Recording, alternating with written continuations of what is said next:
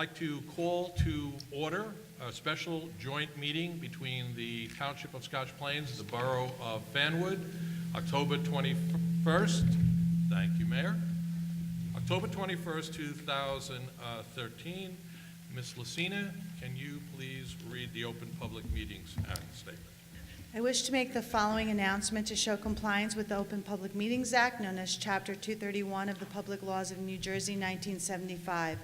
Notice of this meeting was given by sending a notice on October 8th, 2013 to the Star-Ledger, Courier News, and the Scotch Plains Fanwood Times, stating that a special meeting of the Scotch Plains governing body would be held on October 21st, 2013 at 7 p.m. at the Scotch Plains Fanwood High School Auditorium, and by posting said notice on the Township website and bulletin board in the municipal building and filing the same with the Township Clerk.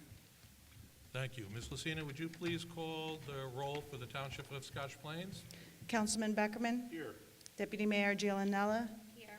Councilman Marcus? Here. Councilman Vastine? Here. Mayor Glover? Here. Thank you. Mayor Moore? Thank you very much, and welcome on behalf of myself and the Borough of Fanwood. I would now like to have our call to order and Open Public Meetings Act, please read by Colleen Yoon, our acting clerk.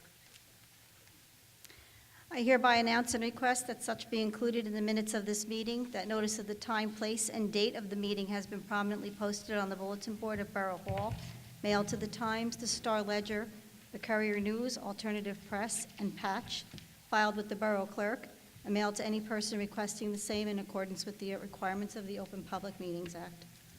I now would like to have a motion to make an appointment for Colleen Yoon as the acting clerk, as Eleanor McGovern, who is our clerk, is on vacation.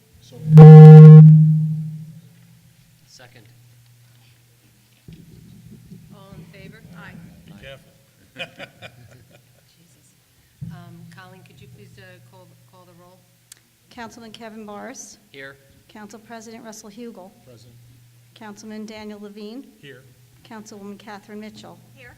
Councilman Jack Molinor, Here. Councilman Anthony Parenti, Mayor Colleen Moore. Here. We're getting some terrible feedback. It is. And if everyone would please rise for the Pledge of Allegiance.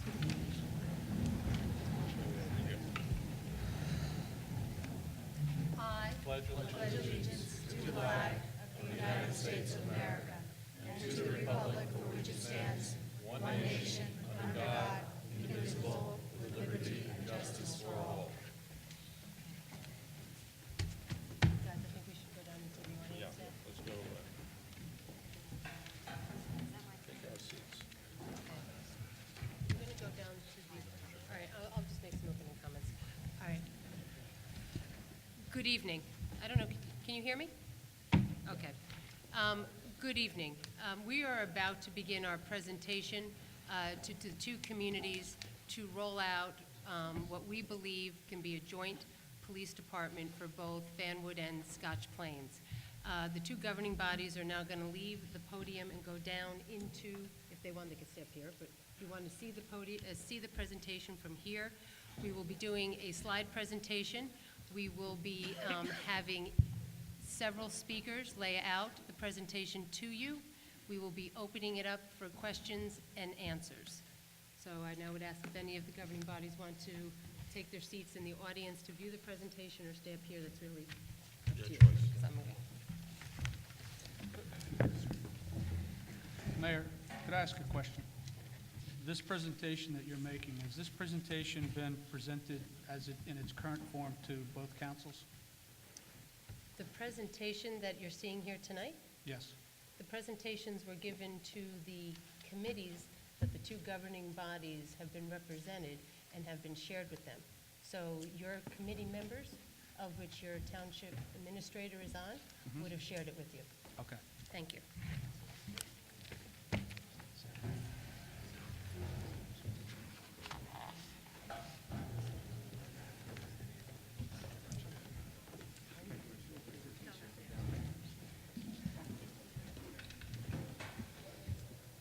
Here we go. Okay. Well, like I said before, good evening and welcome. To begin tonight's presentation, the two mayors are going to go over the first two slides. We're then going to call forward the two chiefs of police to talk about the operations and the deployment. Then we will talk about the financial impact of what we are proposing. And as I said before, then we will open it up to question and answers. And I want to thank each and every one of you, regardless of where you live, whether it's Fanwood or Scotch Plains, for being here tonight. I am the mayor for the last 11 years in the borough of Fanwood. I grew up in Scotch Plains, and as long as I can remember, there have been discussions and comments about what we can do as two governments, two communities, that we can do better. And the questions that I always get asked are, Mayor, what can we do, and then fill in the blank? Is it more recreation? Is it something that we can do for our seniors with transportation? Is it improving the fields? And since 2000, the two communities have had a shared service coordinating council. So we have a very long history already of shared services. And we have projects that we can look to show the success. Back in 2008, we actually started a deeper level of conversations about shared service. And at the same time, if you remember, there was questions about whether the two communities should consolidate. Should we consolidate? Should we share services? Because everybody understands, and that's why you're in this room here, that property taxes are a tremendous burden on each and every one of us. So we're here tonight because this is not a new conversation that we have had over the last several years. 2009, we presented a study, a shared service study, a study that I should say that the conclusion was that we believed that we could achieve substantial taxpayer savings through shared service. Safety and security of the community is a top priority. We are here tonight because we believe that there has been enough conversations, there have been enough discussions, there have been enough professional input to roll out to you tonight what we believe is a realistic plan to bring together the two police departments, to merge them into one, using a joint meeting model. Creative strategies to obtain savings and to do more with less. Let's understand that as we govern here today in 2013, the pressures that are on our two communities. We come out of a recession. We live in communities where people have walked away from their homes. People are having terrible struggles to make ends meet. We see food pantries that have never been more busier. We see property tax delinquencies. We see foreclosures. We understand that people are hurting, and property taxes are still going up. We live in a world of a 2% property tax cap. We don't want to cut services. That is not what we were elected to do.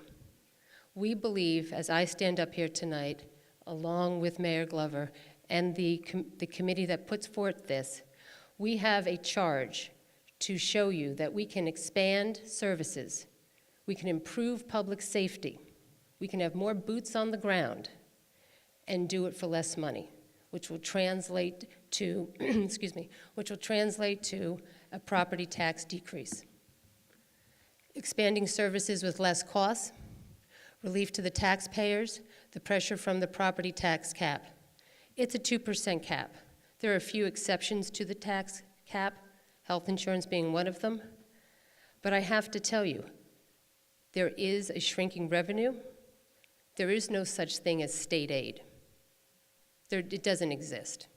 So on the money that would be coming out of Trent when I first started office that would offset any property tax increases, those days are over, my friends.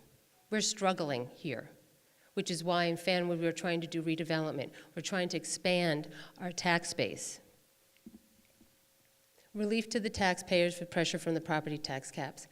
And then communities continue to enjoy their own identities while combining the two largest cost items. Public safety, the police departments, are the largest line items in any municipality's budget. which is why I've always been a proponent that if we can share, if we can have a joint meeting of which we share equally in the operation, the organization, that we can achieve a cost savings to you without ever compromising public safety. Look where we are, ladies and gentlemen, in this building. We already share the largest line item of your taxes, which is your public schools. 60% of what you pay comes into the Board of Education. 20% goes to the County of Union. 20% stays here within the two communities. And those are rough numbers to get to 100. It can go a point here or a point there. So we are already addressing what we believe is really the next biggest line item in a responsible way that will never compromise public safety, that we believe it's innovation, it's cooperation, and it's about you and me, which makes up the community. Thank you, Mayor Marr. That certainly was well put. I mean, why are we here? Why are we here? Taxes. Taxes, taxes, taxes. Something that has become almost impossible to control, inasmuch that municipal governments can't print more money to cope with their ever-increasing cost, unlike the federal government. That said, we've heard and have pursued a word for the last several years, the buzzword shared services. Shared services, an opportunity to look to see how we can provide more service to our community more efficiently for less cost. Mayor Marr alluded to the presentation today, which you're all here to see and to listen to. The police departments. Police departments represent 30% of our budget. 30% of our budget. What you're going to listen to tonight and what you're going to see tonight is a presentation that potentially can reduce our costs anywhere from $900,000 to over $1 million a year. A year. And that goes on year after year after year. You know, folks, we know our number one concern is taxes. I'm not going to tell you the impact it has on property values. I'm not going to tell you how difficult it is to find a buyer when you're selling a house, or maybe someone wanting to come to the town to purchase a house. You know, the detriment these ever-increasing taxes have had on us. But that said, we were able to realize savings that you're about to hear. I will speak for the citizens of Scotch Plains. You would not have had a tax increase last year. You won't have one next year. Things like the gimmick that we have brought to bear, the sewer utility, which our governor called the gimmick, to circumvent higher tax increases, might never have happened. So, but we didn't come here just to say, how can we cut cost, at the expense of giving up service. In fact, what you're going to hear is to suggest that we will have better service. We will have more boots on the ground. We will have better policing within Scotch Plains and within the borough of Fanwood. Better service, not comparable service, for less money. So I ask you to sit, to listen, to think about the implications of what are going to be presented tonight. No plan has been finalized, but it's an opening volley to tell you where we have come within the last year. Mayor Marr alluded to the fact that this study was presented in October '09. If I have heard once, I've heard 100 times. When is it going to happen? Well, we're there. We can be there. And it'll have a profound impact on our respective communities in terms of better service, better policing, lower cost. I can assure you one thing. This is not about politics. This is about public safety, and it's about math. Thank you. This slide that you see up here talks about the goals of a joint police department. It's an independent police department that will be governed jointly by both municipalities. That's why they call it a joint meeting. It's a form of a shared service.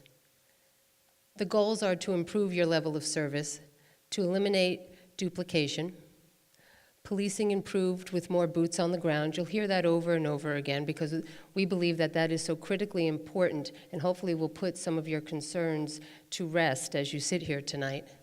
That the combined force will allow for more efficient deployment and reducing overtime, which the two chiefs of police will touch on. And we can consolidate the administrative functions by having one police department versus two. You'll see a decrease in costs, which will come directly from personnel and also from the operating through efficiencies. At this point, I'd like to call forward both Chief Mahoney and Chief Trigo. As they make their way to the podium, they will be discussing specifically the operations and the deployment of what a joint police department can look like. I will tell you that I have sat next to these two men for the last several years, not months, but years, in order to get to this point. And it is not lost on me, and it should not be lost on each and every one of you here, that we would not be standing here if they were not standing next to us. This is a critical piece of why we believe that this could work, because we are working in cooperation with both the chiefs of the police of both communities. Gentlemen.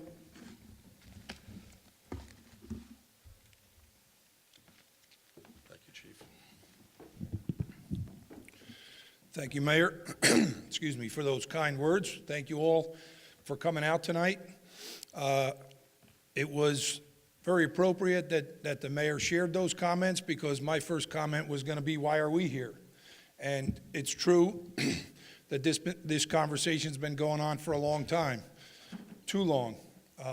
Where we're concerned, Chief Trigo and I, share that. I'm glad that the public is here and that we're finally going to be able to present something as an idea and a proposed plan so that we can make a decision and move forward with this joint department. Back in 2009, when the original study was done, Chief Trigo and I, Chief Dominowski before him, this conversation started with Chief Dominowski. There were a lot of holes in that presentation, and we had a public meeting just like this.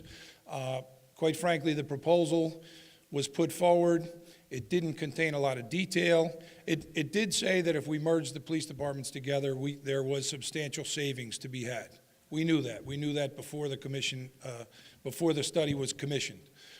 So after that study was commissioned, we got together with the governing bodies and we said, listen, if we're going to put a proposal together, let's let the professional staff here put the proposal together so that we maintain that level of public safety that everybody's accustomed to here.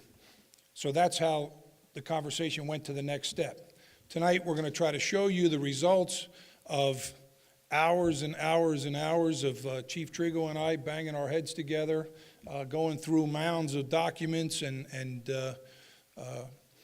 calls for service, looking at maps and how we think as a professional agency we could break the department down and still provide what the goal of shared service is, the same or better coverage for a reduced cost.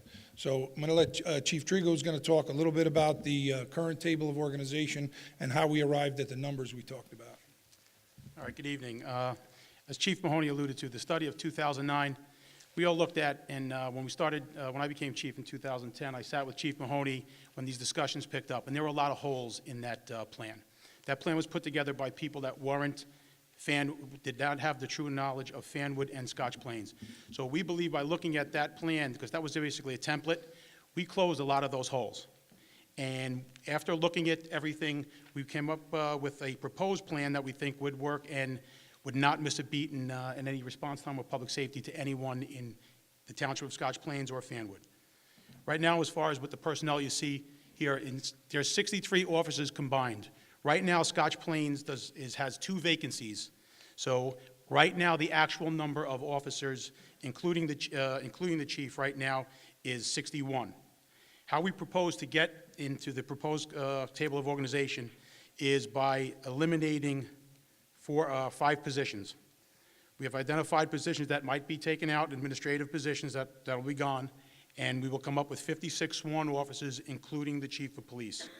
With this, we have an executive director who will oversee the operations of the police department.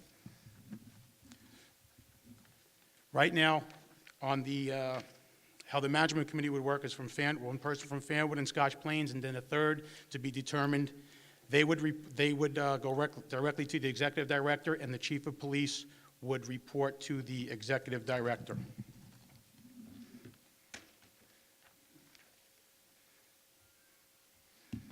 As I said before, when we merge the existing personnel, we will eliminate the 5 positions through attrition, which would be most likely in discussions 2 administrative positions and 2 patrol positions. And then we create the position of executive director, and we would have 40 people in patrol. By doing this, we believe we could make a more efficient organization to provide for better services. We could do things right now that I say we could have. We're in a suburban community, but we can have an urban response with the number of, the mayor alludes to boots on the ground, with the people that we have to respond to calls. We could also do a better job in community policing. Right now, we have bike patrol in each of our towns, but we don't get it out that much because we're operating shorthanded a lot. We could be able to institute the walking and parking, getting out in business districts, being seen, creating high visibility. And you have the capability to respond to large-scale incidents. Detectives will have the opportunity to work cases instead of having to help out in patrol. Right now, the plan that me and Chief Mahoney had looked at, dispatching would remain at Scotch Plains headquarters, but we would not lose a presence in Fanwood. We are going back and forth on what we would be operating out of Fanwood, whether it be Detective Bureau, traffic units, but we're not sure about that. But there will not be we'll not miss a beat in Fanwood. There will still be people in and out of our headquarters. Much up on the leadership. The next slide, just for informational purposes, you know, the department would be run by a chief of police. There's a lot of discussion amongst law enforcement professionals whether or not a director or a chief is the appropriate way to run a police department. We believe strongly in the office of the chief of police. The chief of police would handle the day-to-day operations of the police department. Certainly, it would be important that the chain of command remain in place and be relevant.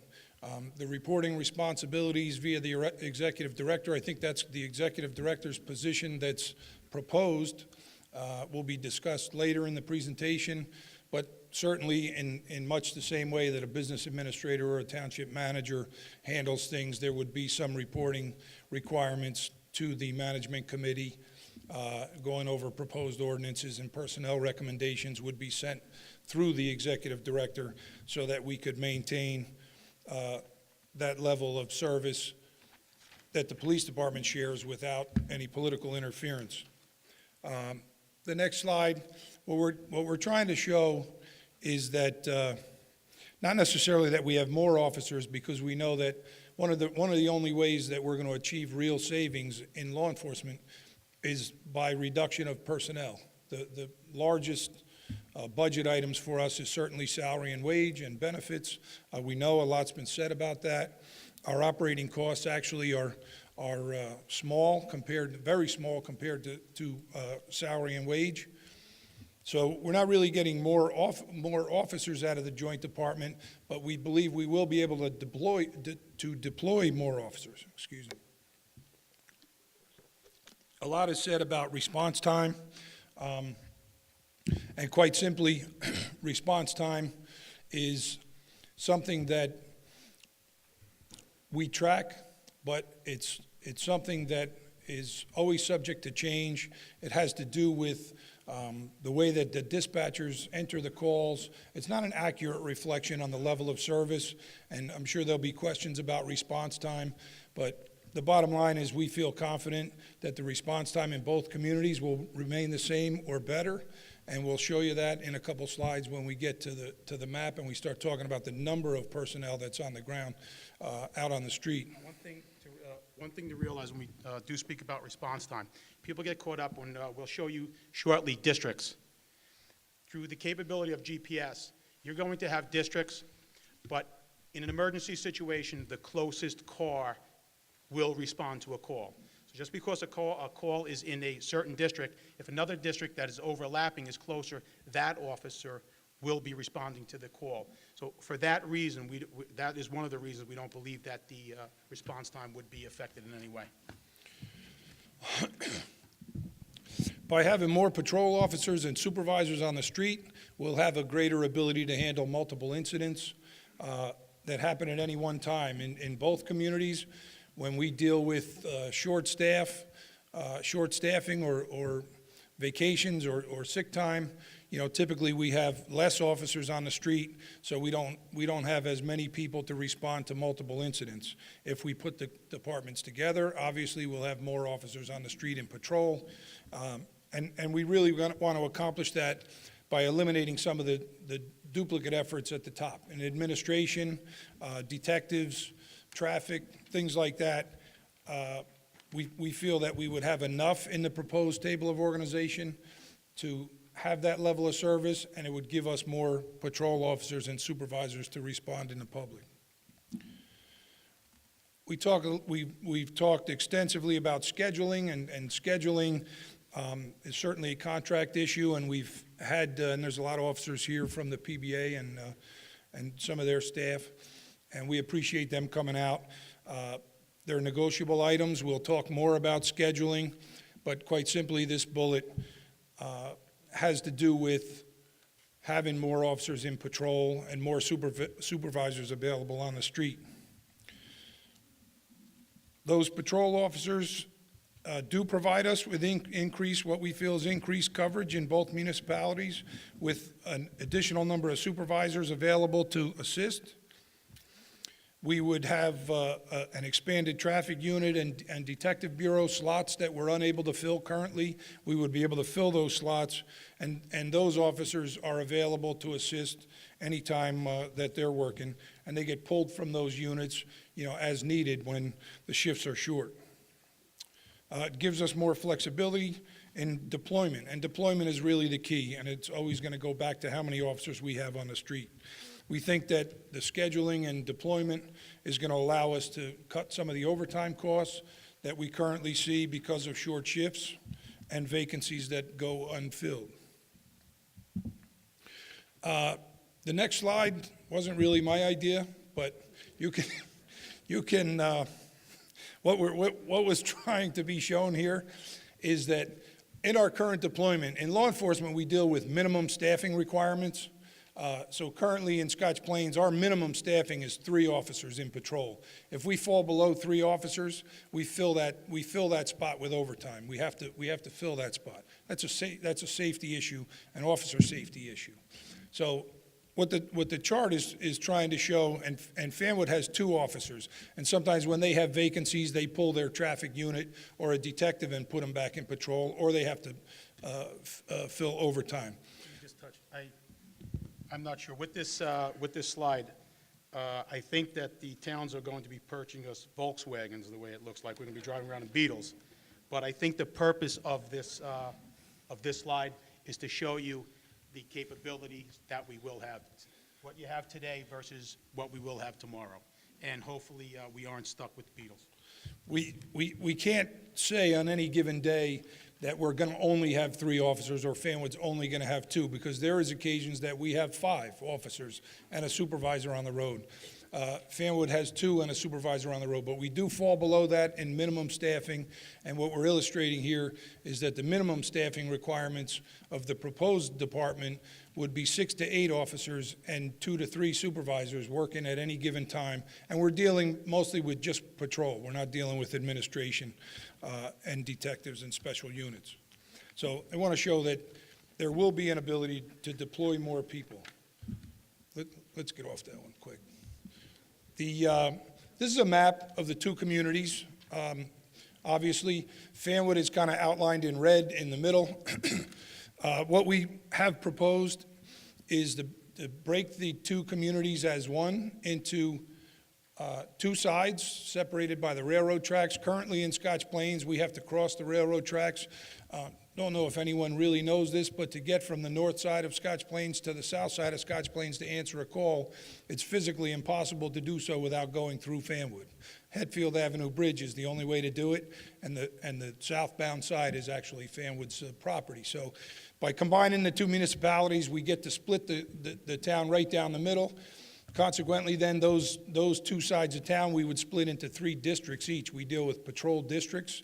Patrol districts, when we talk about them, is where we're going to assign manpower on a routine basis. They patrol, they answer calls. Now, if we had 6 districts, we were telling you that we'd have the ability to put 6 to 8 patrol units out with 2 to 3 supervisors at any given time. What we do in law enforcement, we call special districts. We have town beat districts, radar cars, things like that. We deploy additional personnel to targeted areas. We may have a rash of burglaries on one side of town in one district. We can flood that district with extra people. If there's not any targeted areas that we're looking at on those days, we'd be able to deploy people to the downtown areas. For example, we would deploy a car downtown Fanwood to cover their business district. We deploy cars in downtown Scotch Plains currently. We use cars on Route 22, let's say, doing radar if we're looking at a high number of accidents or things like that. So we want to be able to show that we have a minimum of 6 districts covered in the communities, 2 additional units, potentially 2 additional units, and 2 to 3 supervisors. You add the numbers up, you have potentially 11 cars that could respond to any incident at any given time. The way it's currently done, there are 2 officers in Fanwood. If those officers are busy, they request assistance from us. What we're saying to you here is that we have 6 or 8 districts, 6 or 8 cars, just patrol, that are able to respond to any given emergency, wherever it may be, whether it be in the borders of Fanwood or the borders of Scotch Plains. Something to also keep in mind here is when we talk about the minimum staffing that we do have, people need to understand each department does make a lot of arrests a year. Well, when you make arrests, that means you're taking 2 cars off the road for a short period of time. So when we talk about having minimums out there, you have your minimum in patrol between the 2 towns at times 5. If there's an arrest in Scotch Plains, they will drop down for a short period of time to less coverage, and the same is in Fanwood. So with the minimum patrol staffing that we will have now, what happens now is when there's an arrest, like Chief Mahoney had alluded to, we look at analysis and how we develop districts, but we have what's called sliding districts, where you have to move into other areas while other cars are busy on calls or arrests until they get back out on the road. You have the ability to not miss a beat. That's about all we have on deployment. We look forward to any questions that may come at the end of the presentation.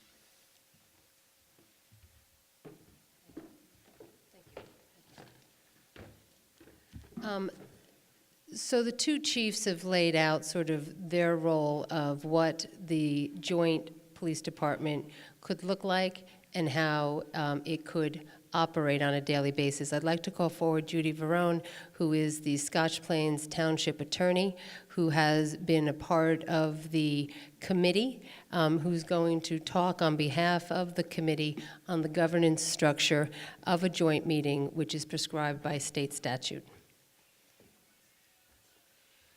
Thank you, Mayor Marr. The next slide, I think, is going to speak to the management committee of the joint meeting. Under the consolidation statute for joint meetings, the governing body of the joint meeting is called a management committee. When there are 2 municipalities, such as here, Fanwood and Scotch Plains, the management committee must consist of 3 members. 1 member is selected by Fanwood, 1 member is selected by Scotch Plains, and those 2 members select the 3rd member, who is obviously an independent.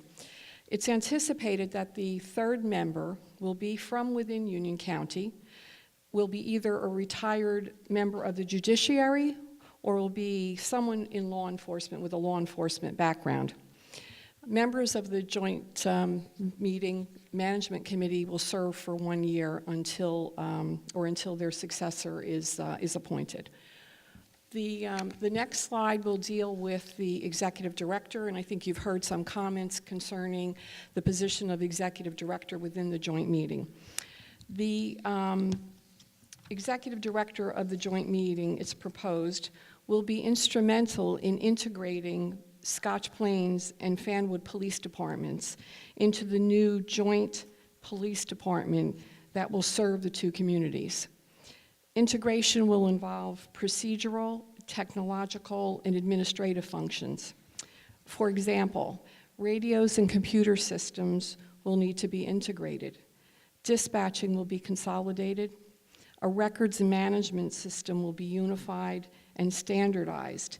As well, there will be purely administrative functions that will also be provided by the executive director, including, for example, purchasing on behalf of the joint meeting.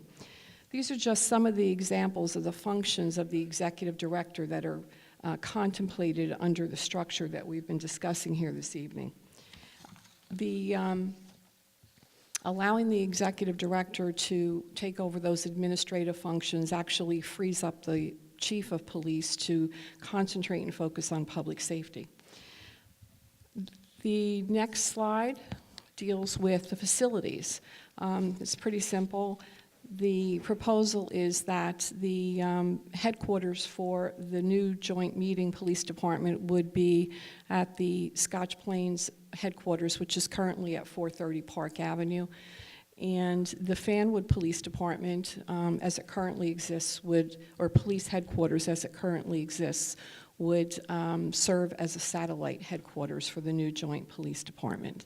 I think that concludes my portion of this presentation. Mayor Moore?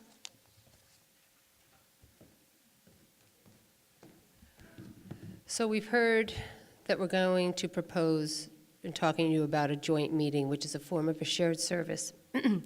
You've heard from the chiefs of police who have put together their vision of what the two police departments can do as one and the benefits that we believe as a working committee that we can achieve.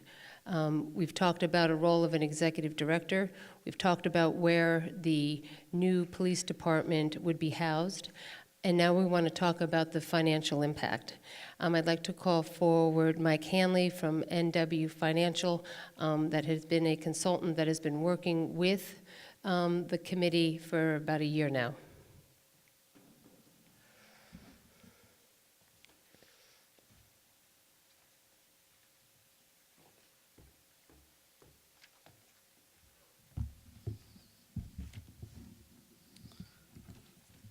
The slide currently up on the screen shows you the existing police budgets for the two municipalities.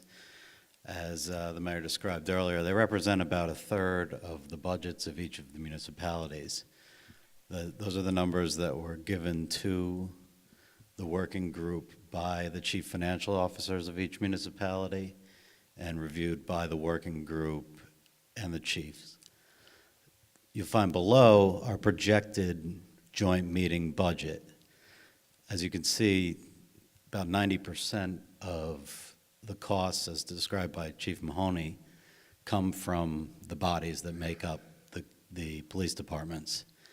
We think the reduction in force that you saw described earlier will create about $870,000 in savings based on those line items. When you go to the next slide, you see the savings generated in each of the different line items. It's approximately $500,000 in salaries and wages, and health benefits represents about $245,000 of those savings, which is the bulk of the savings.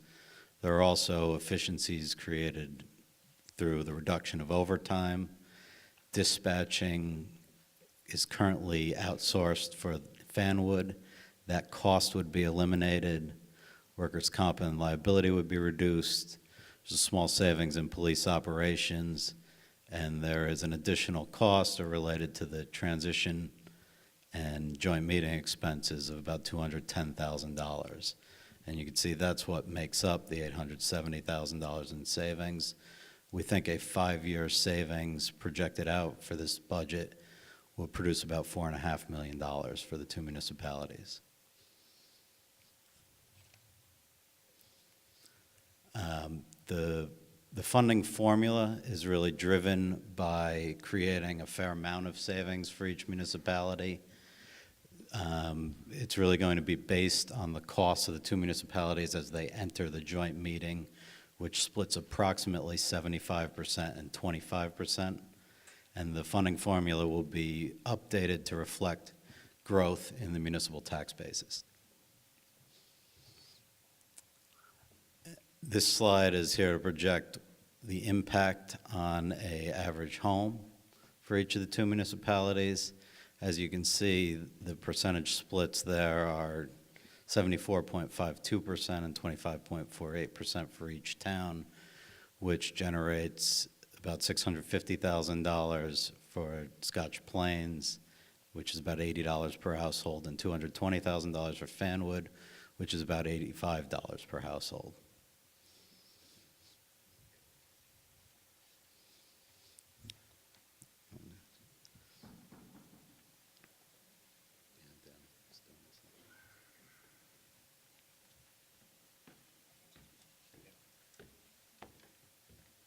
Hi. For those who don't know me, I'm Dan Levine, a councilman in Fanwood. This slide is to talk a little bit about the fiscal oversight and how we're fairly confident that the savings that we're projecting are real. As Judy indicated, this is going to be an independent entity with its own budgeting, its own oversight, and consequently we have the ability to sort of be a little bit creative in thinking about how we're going to ensure savings. It will be subject to an equivalent to the 2% cap, and so we're going to have the similar sort of rules in place as what the state has for our municipalities. As was indicated by the chiefs, the personnel savings are through attrition and through retirements, but as these savings are achieved, we'll eventually be able to hold the joint meeting down to this reduced number of sworn officers.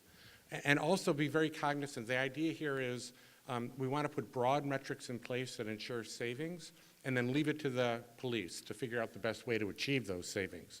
And so we'll say within these metrics, within these certain things, live within the 2% cap, as there's attrition and retirements, get down to the 56 officers, keep the mix of senior to patrol officers within reasonable parameters, and then we're confident that we can meet these budget projections. Importantly, by the way, the joint meeting does not have bonding authority. And so each time that there were to be any sort of debt incurred, the joint meeting would have to return to the respective councils for permission to do that. And in general, because this will be an isolated budget with its own metrics, its own public hearings, presumably, we actually think that this will be more budgetary oversight, not only by the joint meeting, but by the public, in much the same way that the schools have a little bit more oversight, precisely because they're broken out and separate. Thank you. Mayor?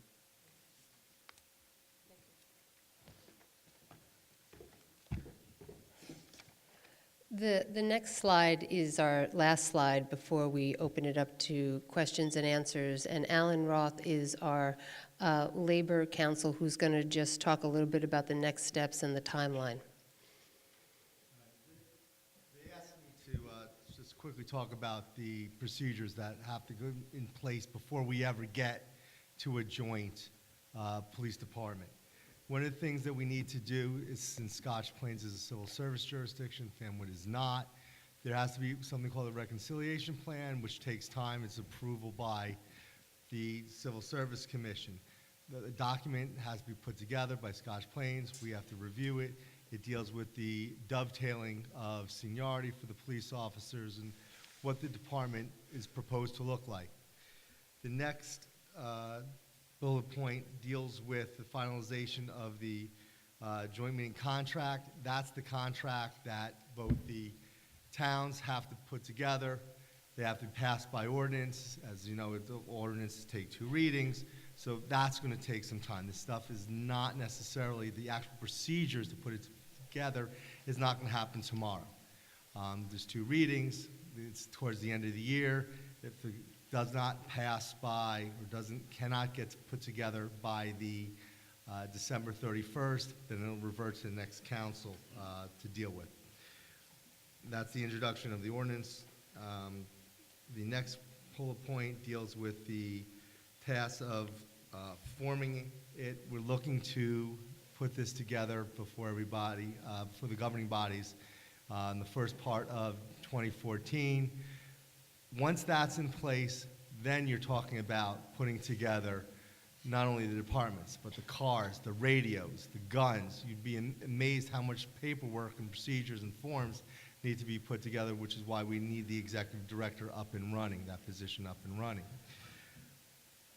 Operationally, we're looking towards the end of the summer, the beginning of fall, to actually roll out the department. And before you can do that, you also need all your general orders, procedures, and all these things that the officers utilize, the rules and regulations that they utilize to operate. That is also going to take time. So again, everyone needs to be a little patient. The officers will be working with the officers. In the meantime, when all this is taking place, one last thing that we need to do is put together a contract for the new departments. Both PBAs contracts are up at the end of 2014. In discussions with the PBAs and both councils, we would like to have a contract hopefully up and running at the same time the merger actually takes place. By merger, I mean the actual boots on the ground of the Joint Police Department. Okay. At this point, that ends the formal presentation. I think that if the governing bodies want to make their way back up to the stage, that we would have the councils to have the ability to make some comments at this point and then open it up to question and answers. And what I hope, we threw a lot of information out at you, but this is what I hope that you heard. I hope that you heard that we have a joint police department that would be equally governed by the two communities, that we are looking to do the reductions through attrition. Through attrition. That is how we are seeking to reduce the current manpower that the two have independently to come into one department, and that we see that there is significant savings to be had in year one, and that those savings would go on as we continue. Okay, so at this point, do we have everybody back up? Okay. At this point on the agenda, I believe the committee had said that we would give the councils of Scotch Plains and Fanwood an opportunity to make some comments. I guess I'll leave it to the mayor for your governing body. Yes, what we agreed to prior to convening this session was to make sure that your governing elected officials had a chance to weigh in on this. So I would ask my colleagues from the council to come forward. I'll start with Lou Beckerman. Has any comments he would like to make? And then we can go right down the line to Deputy Mayor Colleen Gillanella, Councilman Vestine, and certainly Councilman Mickey Marcus. Thank you. Thank you, Mayor. First, I'm absolutely thrilled that so many people showed up this evening, and that by tomorrow, more people will have an opportunity to view this online on Channel 34 and Channel 22.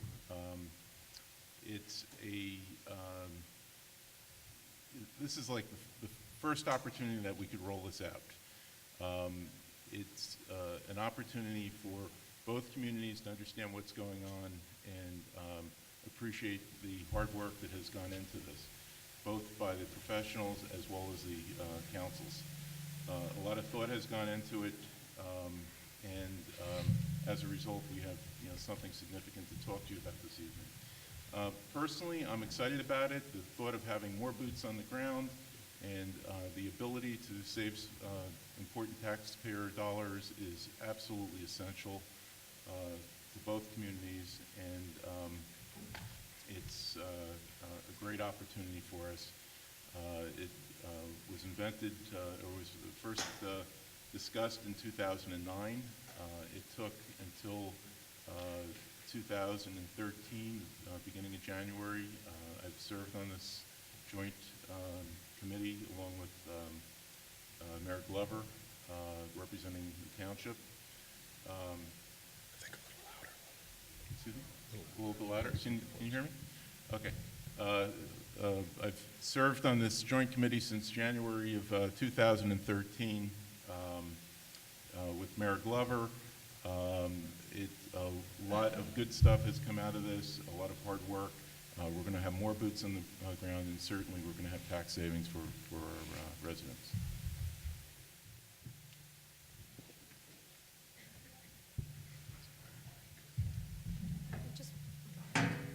I just want to make sure that everyone can hear me. For those of you who don't know me, yes. Okay, well, that's what no, that's great. Okay. Is that better or worse? Better? Okay, so that's fine. Thank you so much for letting us know. I just wanted to make sure that everyone can hear me, and clearly everyone could not. My name is Colleen Gelinella. I am the Deputy Mayor of Scotch Plains. Just 10 seconds about me and about my family. Prior to moving to Scotch Plains, we lived for several years in the community of Fanwood. I am very, very proud to say that I come from a law enforcement family. I am the very proud wife of a detective in the sheriff's office. My father is a Union County undersheriff. The job that our police officers do is very near and dear to my heart. One of the things that was very important to me as we navigated through all of these pieces was that we certainly did nothing to sacrifice the safety of our communities, because we all have a sworn oath to make decisions to protect them and to make decisions that are the best for them moving forward. But also, of great importance to me was that we not affect and not forget our officers and the job that they do for us every single day. I'm very comfortable that we have reached a point where we can do the right thing by the people who protect us every day and the right thing by the people who live in both communities. The deal as it has been introduced, or the proposal as it is being introduced, to my understanding, can move forward without demotions, without layoffs, and with significant savings for both communities. As a sworn official, as an elected official for Scotch Plains, I would find it difficult to not be in support of such a proposal. I look forward to hearing from the public and from our officers after this presentation, so that we can continue our discussion when we have all of the pieces and all of the information given to you. I thank you very, very much for the time you took here tonight.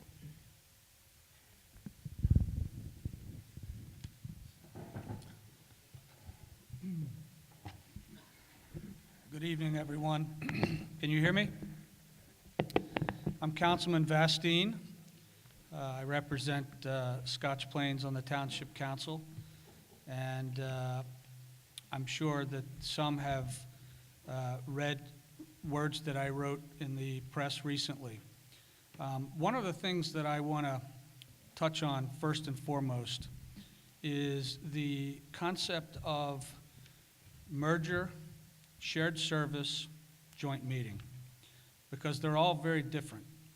I would ask, first and foremost, of our two chiefs, the organization that you presented this evening, can that organization be achieved through any of the mechanisms that I've just stated, whether it be shared service, joint meeting, or merged police departments?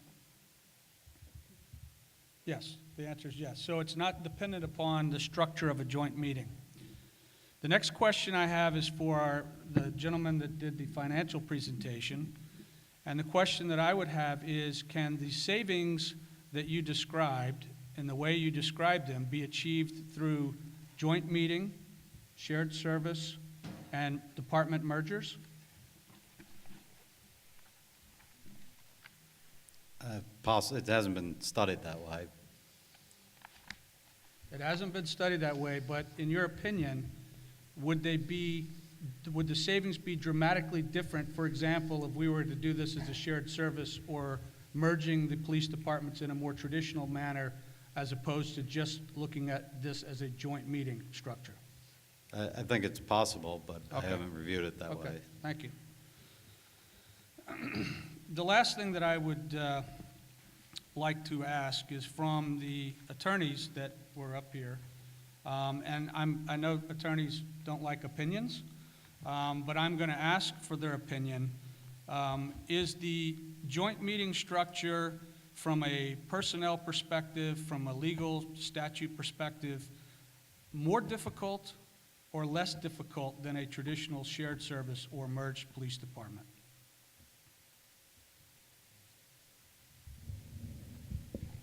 Councilman Bastian, I'm sorry, more difficult in what respect?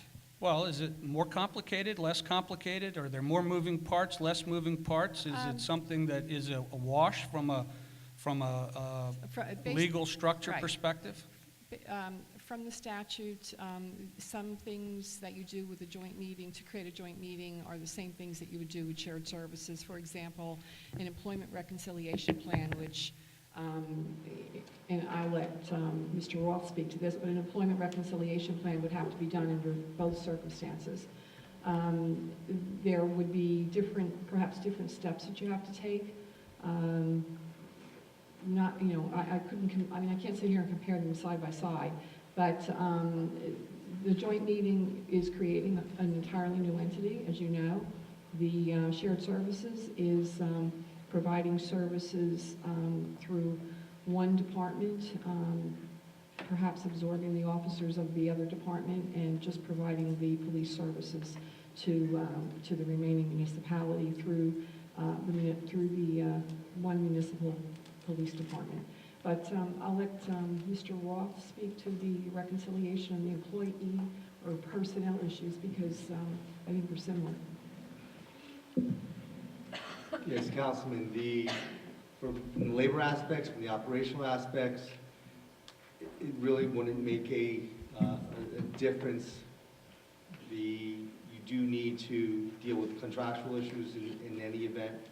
You have to deal with operational issues in any event, and you have to deal with the reconciliation plan, which again, as I stated, is something that, because you are civil service, such as civil service, we'd have to comply with the civil service rules and file a plan that shows seniority issues in the proposed table of organization. Okay, thank you for your answers. Can you hear me still? I wholeheartedly support a merger or shared service of the two police departments to save taxpayers money. However, I cannot support the joint meeting structure plan that has created more unanswered questions than answered questions. A plan which amounts to trying to cram a square peg into a round hole for the sake of doing something. From the beginning, we were told that a traditional merger or shared service was off the table and not open for consideration. That the only way we could have a merger is by creating a joint meeting which involves dissolving both departments and creating a new layer of government. Despite the fact that nearly 20 towns in New Jersey have entered into police shared service agreements, and after carefully exploring all of their options, none has ever decided to establish the joint meeting structure that we are now being told is our only choice. This new department would be managed by an appointed person from each town, and a third to be mutually agreed upon by the two appointed members. My first question that I would wonder or need an answer to is, what do we do if they can't agree on a third person? It happens. Early on, I maintained an open mind regarding the joint meeting. I think you can read in the press where I said we should have all options on the table to explore in finding a way to reduce our tax burden on the community. I even met with Mayor Marr on occasion to discuss the issue and work towards advancing the process forward. Now we are at a crossroad where we need to begin finalizing a deal, and I see no way to do so.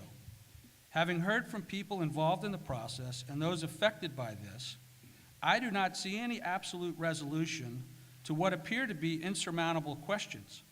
If we cannot answer these questions to absolute satisfaction, the joint meeting will never work, and both towns will be stuck in a situation that they cannot get out of. I think we can all agree that there is a current situation emanating from Washington with regards to health care, that everyone was told to suspend their common sense and accept it, even though no one knew what was in it. And now we see the reality of not having all those questions answered up front. Well, what are some of the questions that I have? Who's going to be ultimately in charge of this new department, and who ultimately has authority over command decisions and public safety? Nothing that I have seen is concrete and in writing. What is the cost breakdown for each town, and what is it based on? We've seen numbers, but were these numbers ever audited by an outside auditor? Nothing that I've seen that's concrete and in writing. Where would the savings actually come from?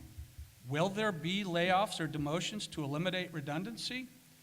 Well, we've been told, no, but, we don't know, because we're relying upon people to retire when we want them to retire. I think people in Scotch Plains might recall that our town manager had that situation enforced upon him. The issue of Social Security, which is something that's out there, but the public probably doesn't know what I'm talking about, has not been answered in concrete written terms. This thing goes nowhere without that. The question of civil service versus non-civil service has been addressed, but quite frankly, I haven't seen anything from the people who represent us that's concrete or in writing. I have a question about the PBA's involvement in this process. Have they been kept abreast of all of these things as they have evolved? Or have they just been asked to smile and not worry, that everything will be okay, they'll take care of it? I haven't heard anything from the PBA and their thoughts on this. Without the PBA, quite frankly, we have nothing. Have we reconciled pensions and benefits between the two towns? They are distinct. Our health care program is different, their retirement program is different. I haven't seen anything in writing or anything that's concrete that everyone agrees. Now, I know that the council has said that ultimately we'll have to negotiate a contract once this thing is formed, but let's just say we get forward and we've torn apart both police departments and we can't get them to agree to what the other side is doing already. It's far easier to do this as a shared service or merged department than it is to dissolve both departments and hope that all these questions get answered at some point in the future. So far, what I've said, we've heard. Don't worry about it. They told us, someone told us it would be okay. But no one that I've seen is willing to put all of these things in writing for us to consider. Now, I know that might not seem like a big deal, but the way this plays out is that if it's not in writing, the affected people and or other town will have no recourse. If one town or the other, or officers from Scotch Plains or Fanwood, have issues, neither side can ultimately disband this joint meeting. And if the promised savings never materialize, or even worse, costs get out of control, we're stuck with it. State law would require both towns to pay whatever bill is presented to us. We don't have control. From where I sit as a representative of Scotch Plains, I'm not all that comfortable agreeing to pay 75% of the bills with only 30% of the sway of how things are run. The school board doesn't work that way. Why should we create a new government agency to operate differently than what we know already works?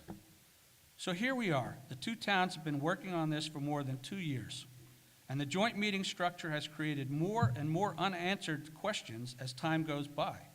Frankly, some of these questions have existed for at least the last 6 months, and still we do not have any concrete answers in writing that I'm aware of. Which brings up another question. Why are we having this meeting 2 weeks before the election if we don't have all of these answers already set before you? It's a little strange to me. I believe in pursuing all options available that we have that will save Scotch Plains and Fanwood money. But I am of the firm belief that we have reached a dead end on the joint meeting structure and believe that we either pivot and pursue a more traditional approach or we stop spending money on lawyers and consultants, playing the game of who is more committed to seeing a merger take place. And we come to the conclusion that it will not happen. Either we pivot in a new direction or we say this will never happen because politics will always stand in the way. Why can't we pivot? Why can't we pursue a traditional shared service where the savings are high and the costs are more fixed and easily defined, where there is less uncertainty and less of a chance for political interference in the day-to-day operations involving our public safety? More importantly, a traditional merger or shared service would eliminate the political interference of council members who are running for office and are more interested in making unfulfilled campaign promises like disbanding the sewer utility, but rather our public safety would be in the hands of professional managers and trained law enforcement officers, eliminating politics and games like the one we see tonight. I thank you for coming out this evening. I thank you for the opportunity to speak, and I hope that you will seriously consider the positions that I have taken here. Thank you.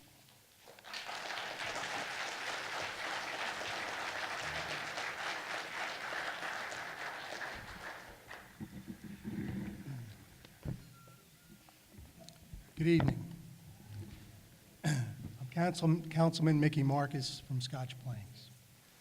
A little bit of background about myself. I'm a graduate of this high school, Scotch Plains Fanwood High School. I've seen firsthand how shared services between Scotch Plains and Fanwood can work. This building is an example of that. Together, Scotch Plains and Fanwood have shared education of our children for many, many years. So it can work, it does work, it's something that should work. My view regarding this issue is I would like to see a combination or merger of the Scotch Plains and Fanwood Police Departments. I believe that a combination would work, would provide for as good, if not better, public safety, and in the long run will save money for both towns. I believe that combining both towns' police departments will save taxpayers money and will help keep property taxes down. I believe that it is in both towns' interest to combine these two departments. How we get there is the big question. I am not against the idea of a joint meeting per se, but the reality of the situation is that a merger by way of shared services for the police departments would be a lot easier to do, and I would prefer that that be done. I believe that we could achieve the goal of combining both police departments into one shared police department for Scotch Plains and Fanwood a lot faster and a lot easier if we did it that way. Regarding the idea of a joint meeting, I do not like the idea of a three-person management commission overseeing the operations of a police department for Scotch Plains. I do not like the idea of changing commissioners from year to year due to term limits or 1 or 2 years of service per each commissioner. That would be part of this plan. I do not like the idea of elected officials or politicians serving on a commission overseeing the police department. I do not believe that these appointed people to a commission would have any professional experience or knowledge on how to operate a police department. Those decisions should be left to the professionals, meaning Chief Mahoney of Scotch Plains and Chief Trigo of Fanwood. In my view, from Scotch Plains' standpoint, I believe that we should have accountability of our police department, and that accountability should be to our town manager, Mr. Jerry Jimes, and to our police chief, Brian Mahoney.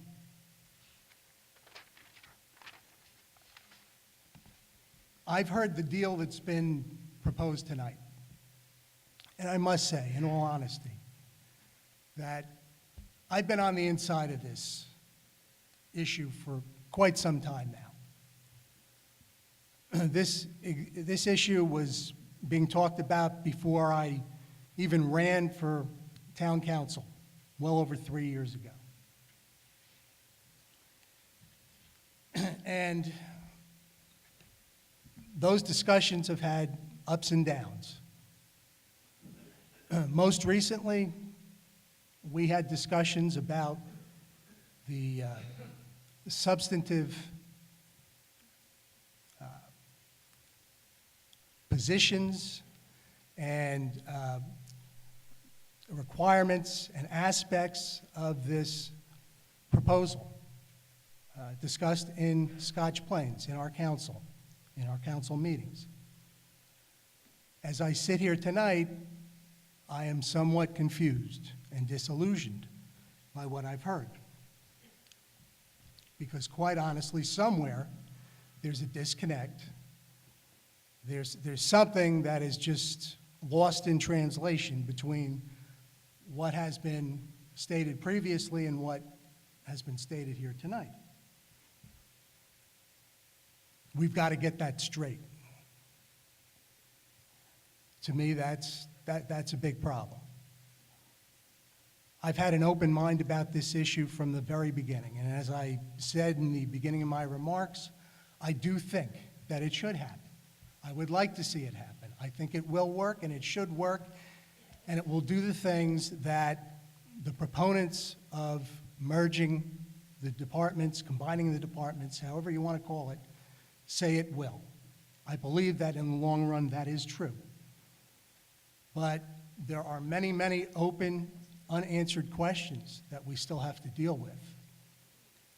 And I do not think that it's fair to the public, and we're being straight with the public, to suggest that we are close to making this deal. I do not believe that that is the case. There's much more work to be done, and there's issues that have to be hammered out. It would be very easy to sit up here and say, yes, everything that you heard sounds great, let's just do it. It's not that simple.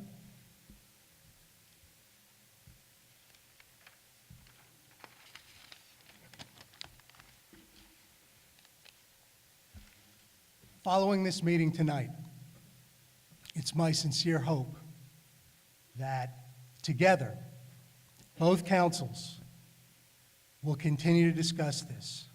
We'll continue to work together with the common goal to find a resolution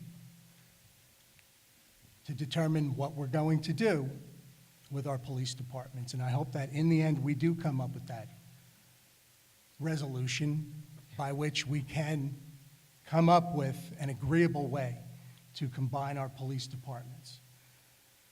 I would encourage everyone up here, all elected officials, all public servants, all of our advisors in this whole process, to put all available options on the table for discussion. And then see what we can reach by way of an agreement. I believe at this point, particularly in Scotch Plains, that we need to take a step back, take a breath, get organized so that we can be on the same page, at least in terms of understanding what we're being asked, what is being asked of us, and what information we are being provided with, so that we can make an intelligent, informed decision on behalf of our towns. So that is my hope, and I hope that we can reach an agreement. that will be workable and advantageous to both towns and to the people that we serve. Thank you.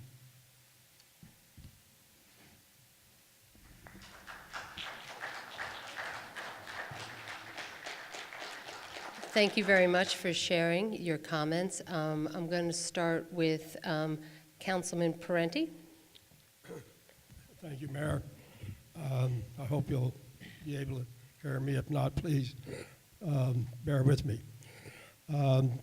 By way of experience, I'm a councilman in Fanwood. Served this my second term and my final term.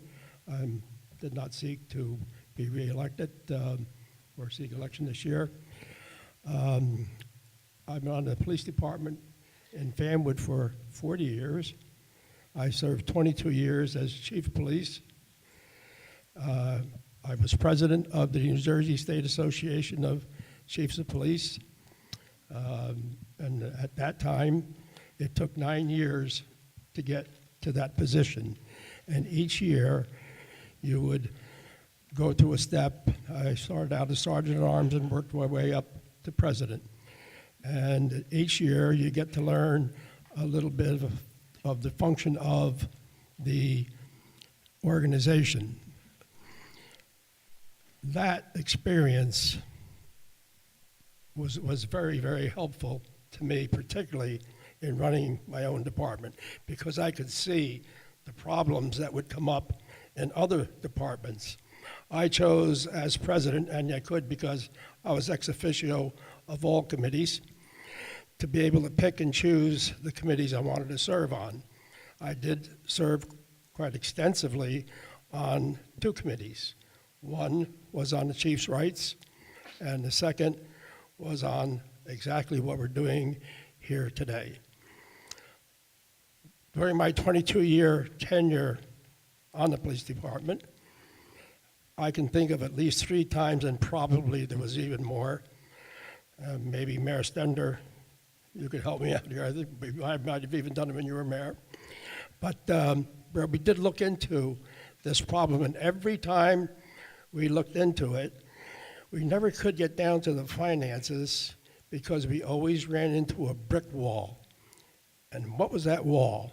The same wall that stands today, civil service.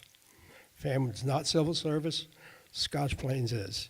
Now I'm hearing tonight there's a possibility of dissolving or disbanding, whatever word you choose, the police departments, going into a joint meeting, and maybe that's the way to do it. Maybe it is, I don't know.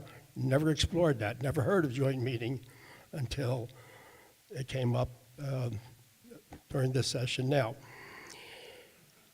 I think a lot of work has been put into this, a lot more than I've seen in the past, and I've seen other committees work on this.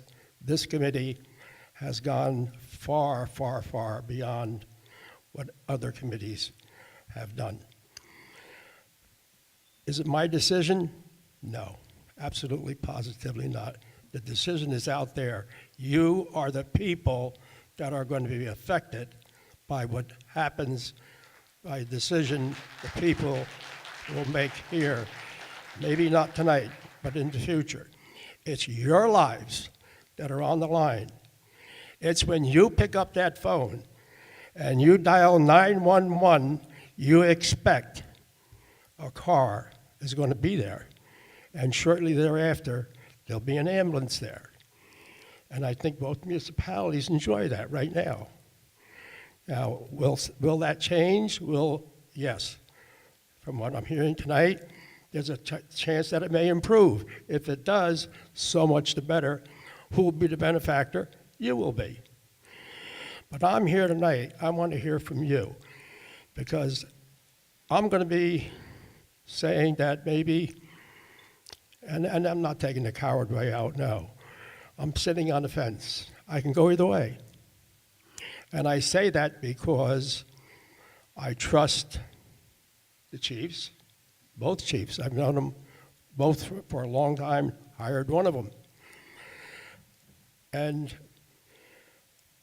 I want to hear from you. I want to hear, what do you have to say? What are you thinking? what does the PBA think? I think that's very important, the rank and file, the people that are going to be answering your calls. We have to hear from them.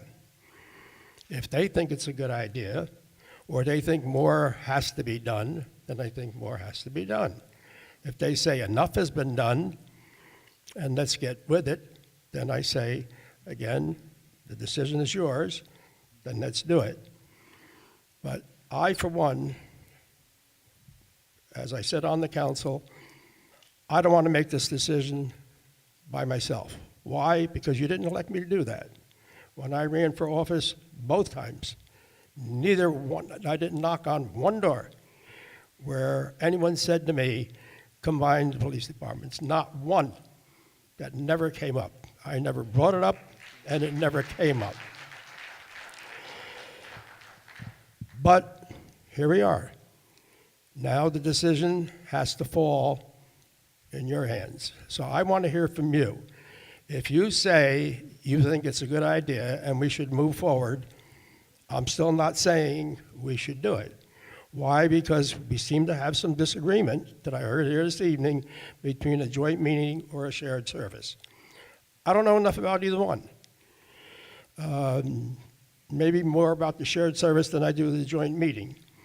I'd have to know more about it before I could really sit down and make a decision. But again, I want to emphasize, not until I hear from you and I hear from the PBAs of both municipalities. Thank you.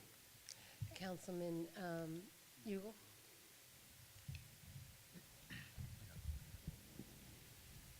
Thank you, Mayor. Can everybody hear me?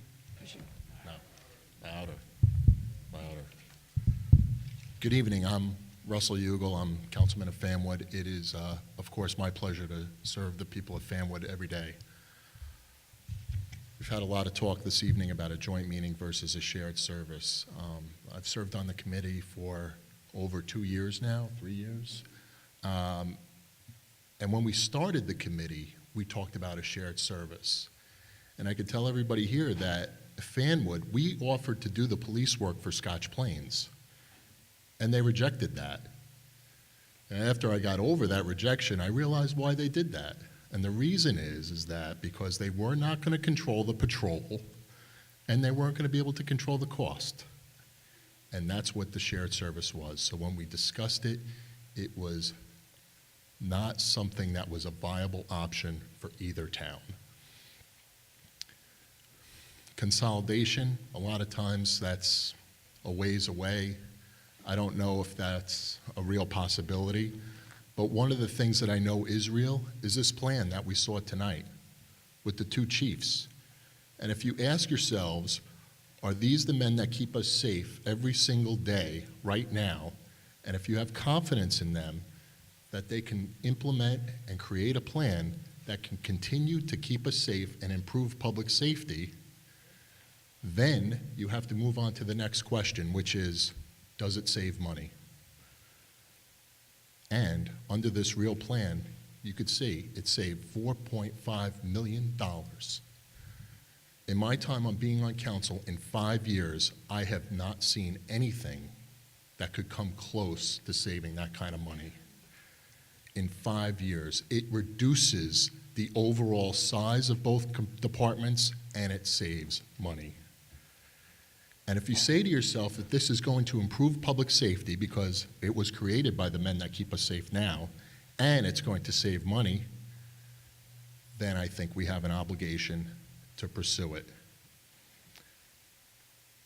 If you look at the amount of the savings, some of you might say, doesn't go far enough, doesn't save enough. But to me, that's not really the question, because what doesn't go far enough for some people is not enough for another people. It's not for me to decide, because if it saves money, there are many people in our communities that could use the savings. And when I sit up on council, I think about the people living on a fixed income. I think about the single parents out there. I think about the unemployed, the underemployed. And I also think about just families in need of some tax relief. And this is something that is real, that can provide tax relief right now. So the other thing that I often keep in mind is, if it's not for me to decide on how much money, is it a lot or a little, the thing that I always come back to is, if it saves money, good, it should be returned to you. Why? Because it's not my money, it's your money, and you deserve to have it back. So in thinking about the plan, I want to kind of go over the main key points of it. This plan will allow Fanwood and Scotch Plains to retain their identities. It will allow us to maintain control over our police departments, just as we do now. It will allow us to direct our own destiny in a world where we're living under a 2% cap, where state aid is non-existent, and where Trenton is increasingly, mandating certain things of municipalities. It will improve the service, as the chiefs laid out. It'll cut costs, and it'll provide tax relief. I think all of those things are the key points. I would ask everybody to keep that in mind. I would welcome your questions this evening. I hope you ask a lot of thoughtful questions, and I will make myself available afterwards to answer whatever questions you may have of me. Thank you for coming out this evening.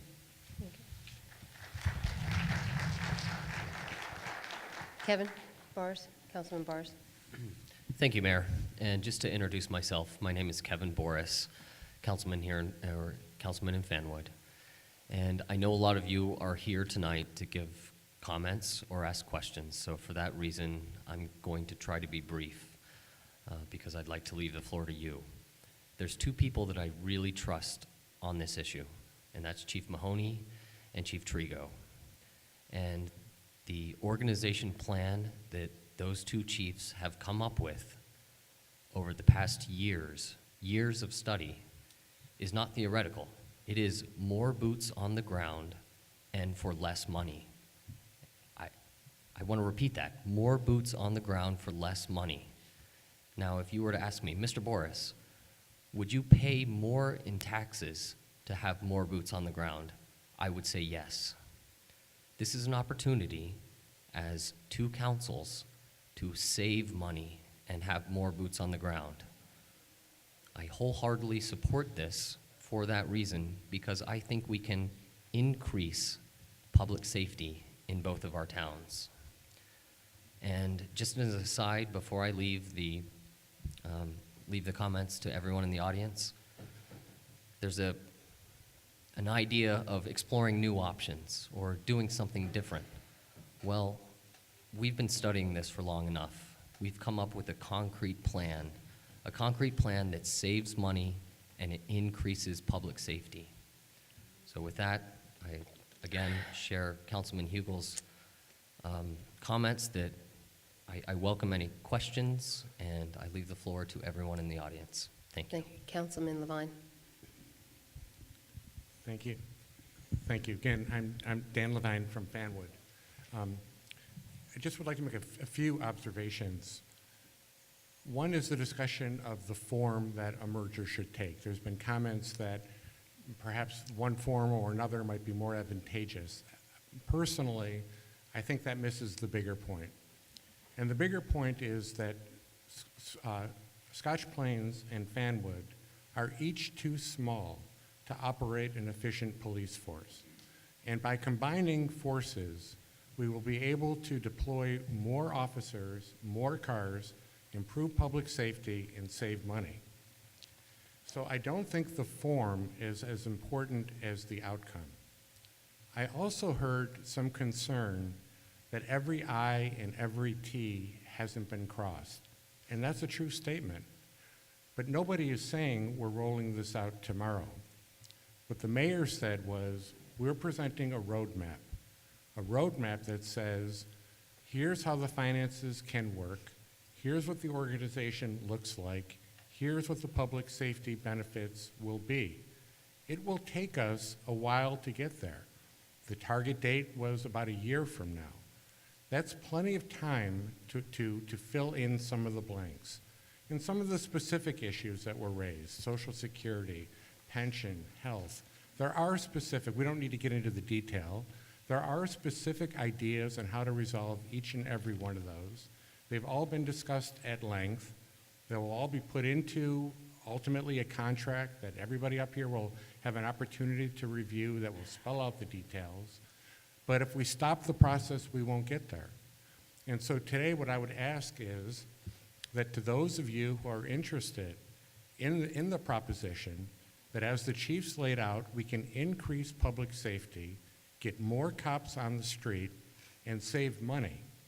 If that sounds like something we ought to at least explore, that I would ask that you allow us to continue down the path we're on, dot the I's, cross the T's, and see if we can get there, because I think the benefits are real and significant. Thank you.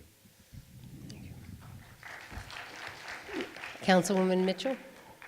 Good evening, everyone. I'm Kathy Mitchell from Fanwood. Most of you probably know me. I've been around for a long time. I've been on the council for 15 years and have enjoyed basically every minute of it. This is, in my tenure as councilwoman, I think one of our biggest challenges, shall I say. When I'm going to talk a little personally tonight. When this first came out, this idea of merging the police departments, those of you who know me know that I am really gung-ho for Fanwood.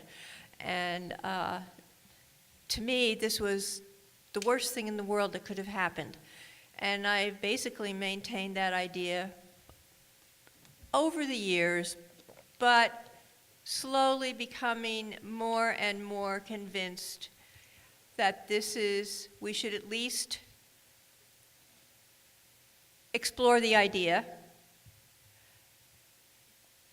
How is it going to make things better?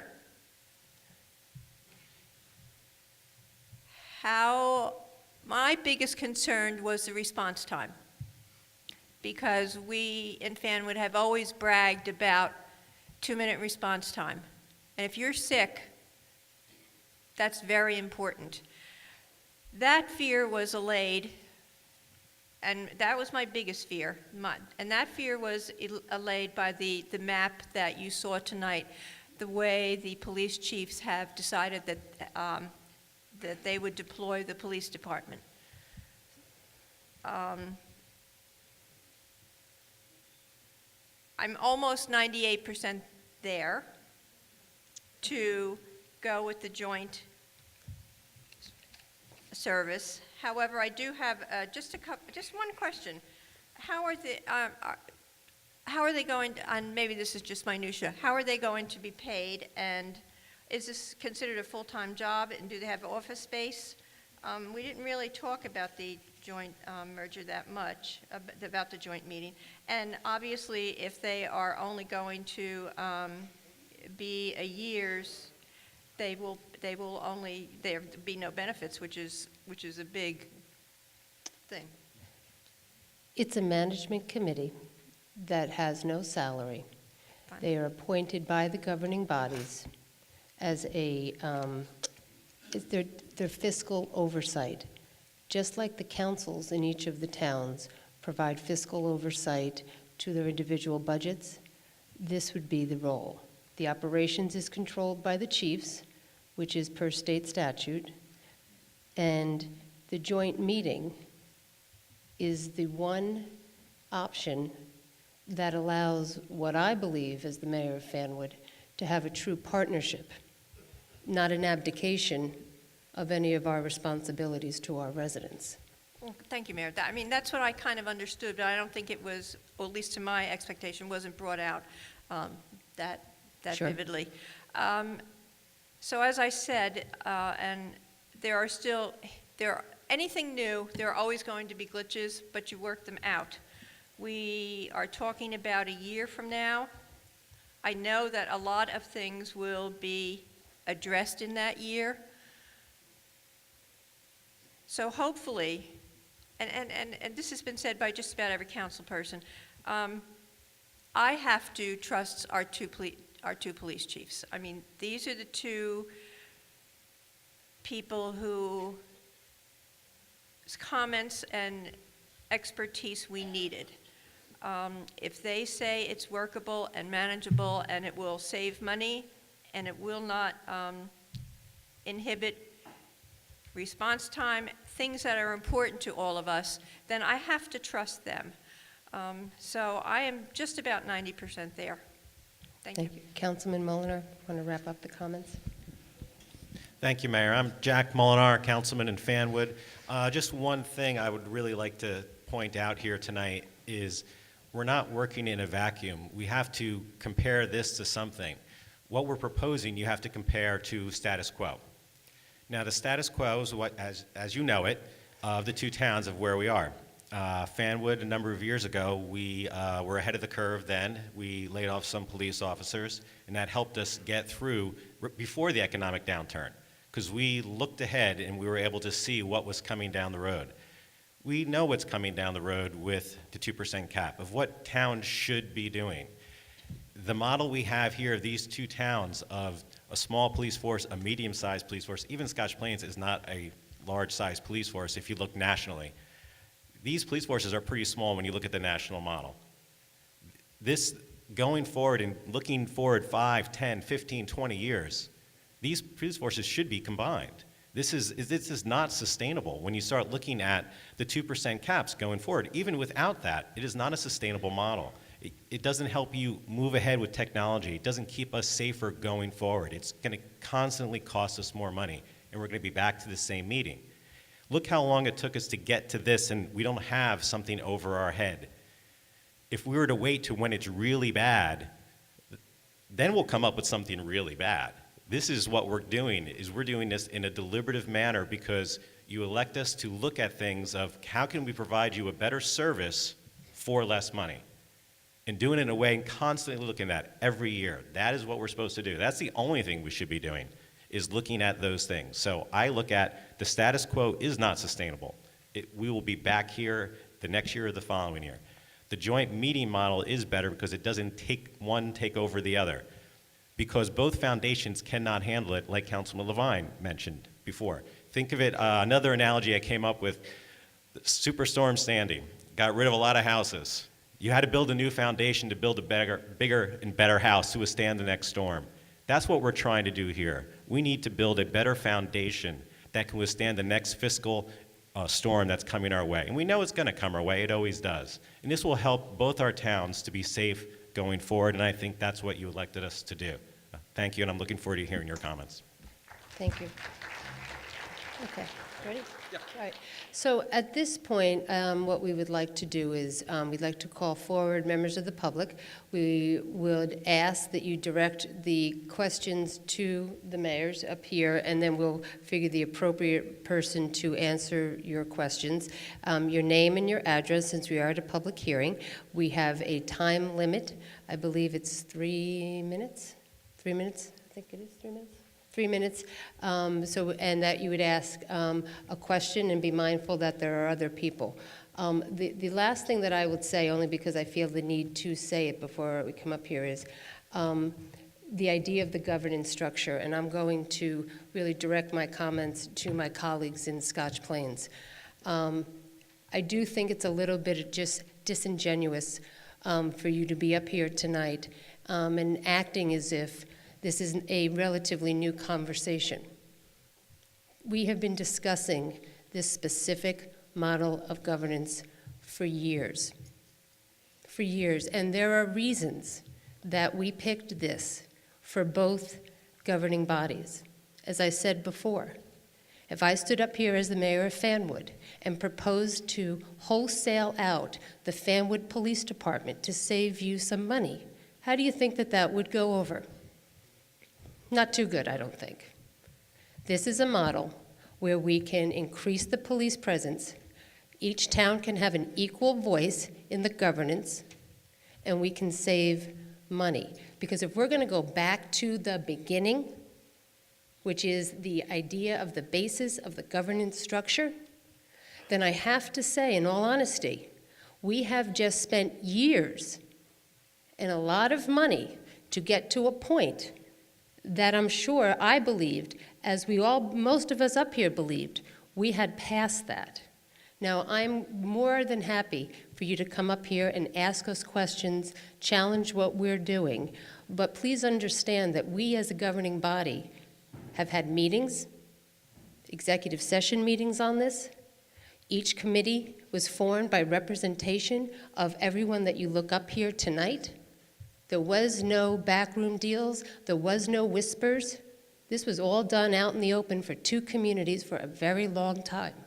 And to think that anyone's going to politicize this, not happening. It's been way too long for us to get to this point. So with that being said, I would like to call forward. With all due respect, Hello, Mayor hello. Marr, with all due respect, you Excuse me, addressed us. excuse me. I believe I have the opportunity Excuse to me, respond. Councilman. I think that it is I haven't disingenuous. acknowledged you. Our I don't care program if you calls for the acknowledge mayor me. to speak. You'll get a chance to speak She's again. going to address Mayor, me directly, I'm then I have the asking you, opportunity to Councilman, respond, Councilman, Kevin. I would just like to I make have some the comments. opportunity to respond. and Councilman, my you will have that response opportunity. is that This is although not a we have council been meeting at discussing Scotch this Plains, form, Councilman. we have not gotten to a point where we Cal- are able to answer these questions, and Excuse we me, keep going ladies and- around and around in a circle. So to say that somehow Wait a minute, wait, we Mr. should- Councilman, this should can be you a at least fait indulge me for a accompli second? Can I is interrupt you for disingenuous. just 10 No, you seconds? may not. Please, No, you I may haven't not. recognized you, and I think you're You quite may not rude, and this is interrupt the me, but if behavior that somebody's we've going become to accustomed address me to. directly, Everybody I should has be been given a given the chance to opportunity to speak and to speak. comment. Mayor Marr has had her chance. I'm asking for my chance. I'm going to take that chance, and if my colleague on the council would like to comment, he absolutely will get the opportunity. But let's have some fair and let's have some, civil policies here. Let's follow a decorum that we can all agree with. So, Councilman, you'll get your opportunity. You always do, but at least allow me to have my comments and say about this. So, thank you, ladies and gentlemen. We all need to be heard, and you all will be heard.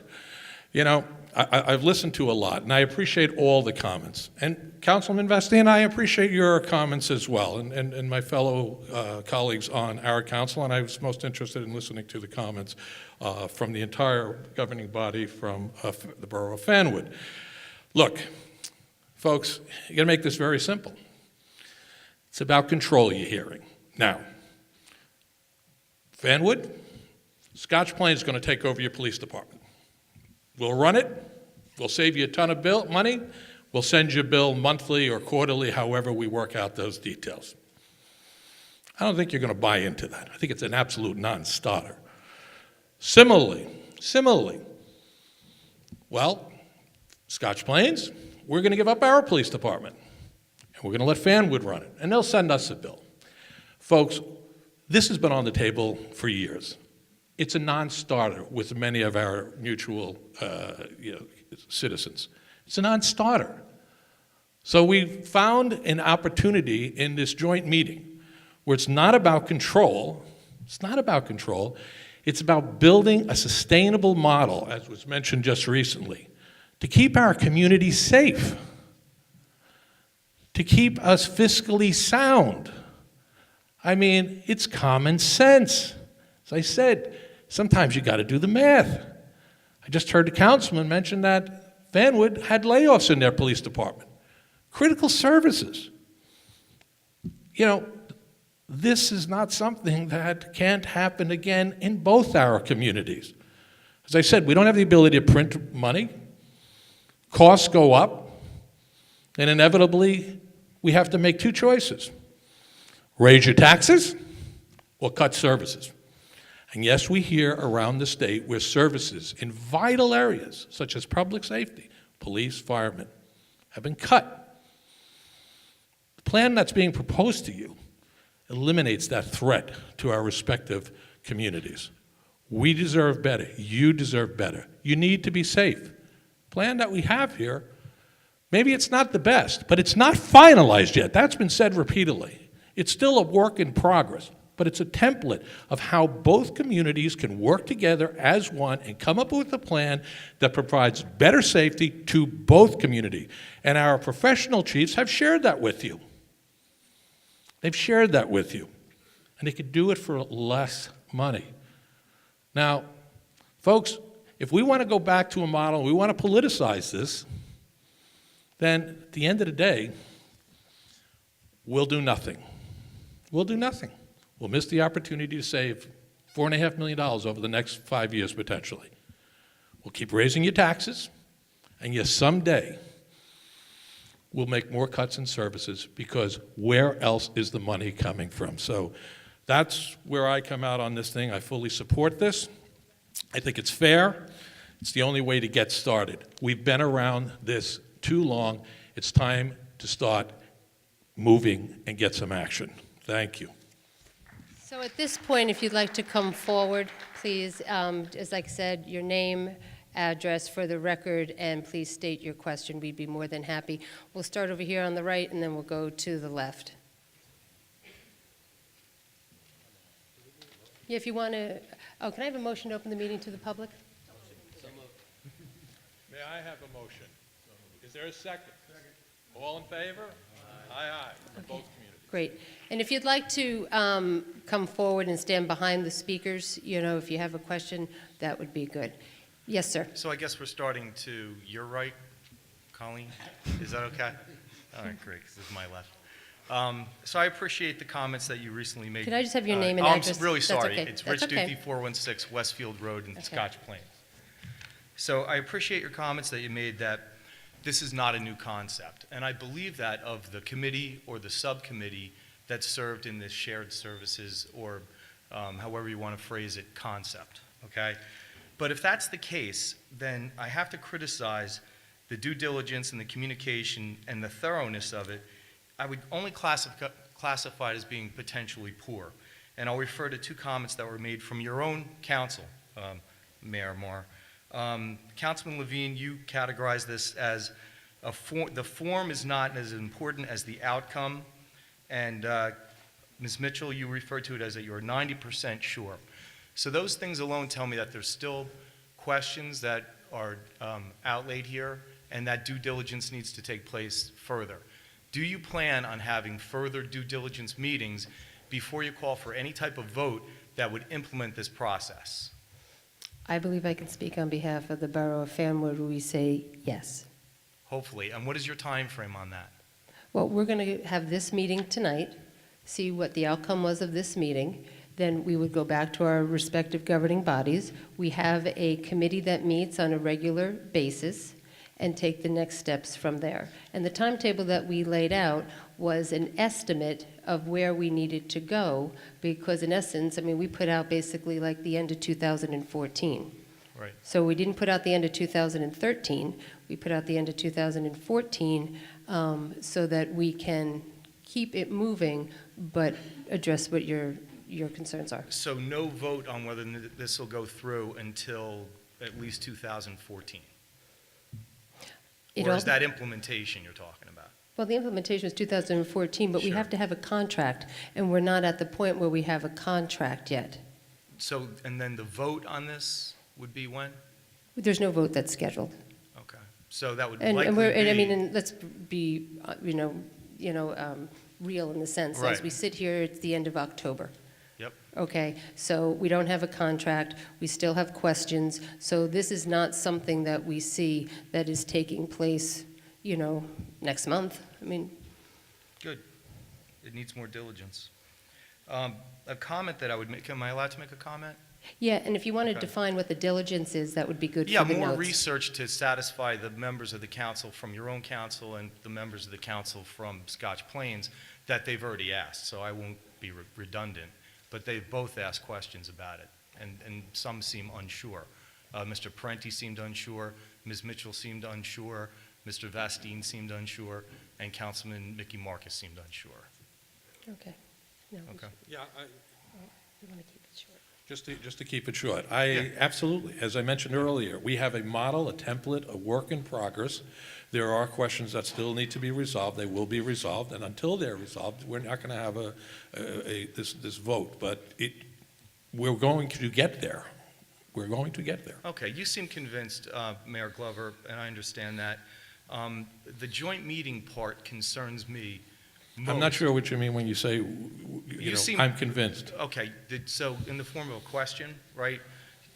you seem convinced that the joint meeting aspect is far more successful than a shared service aspect. No, I did not say would that, be. and I didn't even imply that. So you don't believe that? No, listen, I don't want to get into a debate with you. I simply said. just asking you I simply questions, said, if sir. I may answer, if you allow me to answer, what I Please. simply said was that Fanwood is not about to relinquish control of their police department to Scotch Plains. It's just a given. It's not going to happen with this governing body. Right. We're not going to do the same. We're not going to relinquish the control. Right. So now we have something dead in the water. This represents an opportunity to pursue further to see if we can make this work and achieve the more boots on the ground, as our police chiefs have articulated, Right. and to save the money. That's all I'm saying. Yeah, okay, so shared services is still on the table. Okay, okay. Yeah, no. Oh, sorry, did I go past my time? That's okay, that's okay. I Okay. think you did go past your. All right, Yeah, sorry. We have time. I'm going to look to Colleen, the clerk's over here, for this sign for time. Thank you. You, sir, please, again, Thank your you, Mayor. name and Ed address. Saradaki, 440 William Street, Scotch Plains. I had the privilege of serving both communities in the largest shared services organization of the Board of Education for 9 years. And the beauty of that organization is it was an apolitical organization. If you asked me what the political standings were of the people on that board, I couldn't tell you what the other 8 were, because every decision that was made on that board was based on what was good for the communities. The difference between that and this, and I say that from a unique standpoint because I spent 6 months on the Scotch Plains Council last year and ran for re-election and lost to Mrs. Gianella, who's been doing a terrific job since she was elected. Thank you, Colleen. I keep telling you I'm not. You're going to find out now I'm not. The plan that you put up that was drawn up by Chiefs Trigo and Chief Mahoney is great. I love it, and I have complete and utmost confidence and trust in the two gentlemen. I've known Chief Mahoney since he was a patrol officer. My problem with the whole thing is for you two to stand up and say it's not can't be politicized is a load of crap. The joint meeting, the people in the joint meeting are appointed by the two councils. As was witnessed this year when the Democratic Party took over control of our council, every vendor in town was released and replaced by people, and some of them who donated to the campaigns of the people who ran. I don't want my police force overseen by people who are appointed by either political party. I want them run by the police chiefs. And according to the statute for a joint meeting, when you appoint that 3-person committee, the only oversight you have is fiscal. They have the right for personnel management issues. They have the right to manage what Chief Mahoney and Chief Trigo have to say about disbursement. I don't want a politician firing one of these guys because they mouthed off to him a month or 2 months after we go through the joint meeting. I think the failure of this proposal is the joint meeting. If the two towns can't get together and say that the two councils can oversee the two chiefs as a joint meeting between the councils as a shared service, then we shouldn't be joining services at all. But it shouldn't be by political appointees. It can be changed every year when the different political party takes over the councils. Thank you. Alan, is there anything you want to say? Maybe we can clarify some of the comments. Yeah, just briefly, the joint meeting is only here to operate, as you said, the fiscal aspects. The day-to-day police operations is run by the chief. It's not run. All right, sir, if I may. The chief, just like the officers, have statutory rights dealing with removal. It has to be for cause, has to be for good cause. There's was it 151, Jimmy? Statute 147 that deals with a disciplinary process. So the 3 people on the joint meetings not going to get up, just say, boom, you're fired one morning. It doesn't work that way. Thank you. I'll go back over here. Name for the record, please. John Picola, 14 Craig Terrace in Fanwood. Just have a couple quick questions. I have complete confidence in the two chiefs. I have no problem. I'm sure their coverage will be fine and the response times will not going to be an issue. Is it safe to say, though, because I didn't see it in the slide, did we figure in all those extra costs, changing those radios, changing those guns, changing everything? I mean, I didn't really see it in that one slide. All the attorney fees, because I'm assuming it's safe to say that the first year there'll be no savings. Well, that's question one. And you can just address them as we go. My second question is, after retirement, Chief Mahoney retires. Does Chief Trigo move to that position? Do we fill that position? Is that position now gone? Who takes that position? Does Chief Trigo even want that position? It's something we have to think about. And I've been hearing for a couple of years now that dispatching at the county has been great, and it has been great, as it relates to the fire department. As you know, I'm the fire chief in Fanwood currently. And it's been really great. They have the access to turn around and hit a button, and all the resources they need from the county are really, really close. Can you guarantee, tough word, great dispatching out of Scotch Plains? How many dispatchers are we going to have? Have we thought about that? And who is going to train them? Because right now, it's great. Tomorrow, it may not be so great. I hear Scotch Plains get dispatched, fire, rescue, well, not rescue so much, fire. Sometimes it's a little bit of an issue. Maybe they don't have enough people at the desk. That needs to be addressed. That's a huge, huge issue to me. Thank you. Why don't we take really quick, the first question about the startup costs? Is Sure, that, yes. Mike? Sure. I mean, the chiefs itemized all the costs that were involved, from guns, radios, transitioning, and they are included in the budget you saw. That was the $210,000 of Attorney fees and all additional that for the costs. extra contracts and all that. Correct. I didn't see that. I apologize. Okay. Thank you. It was a lump sum. Okay. The second question, The retirement of said one of the chiefs. Sure. What do we do with the director's position in a couple of years when Chief Mahoney decides he's done, he wants to retire?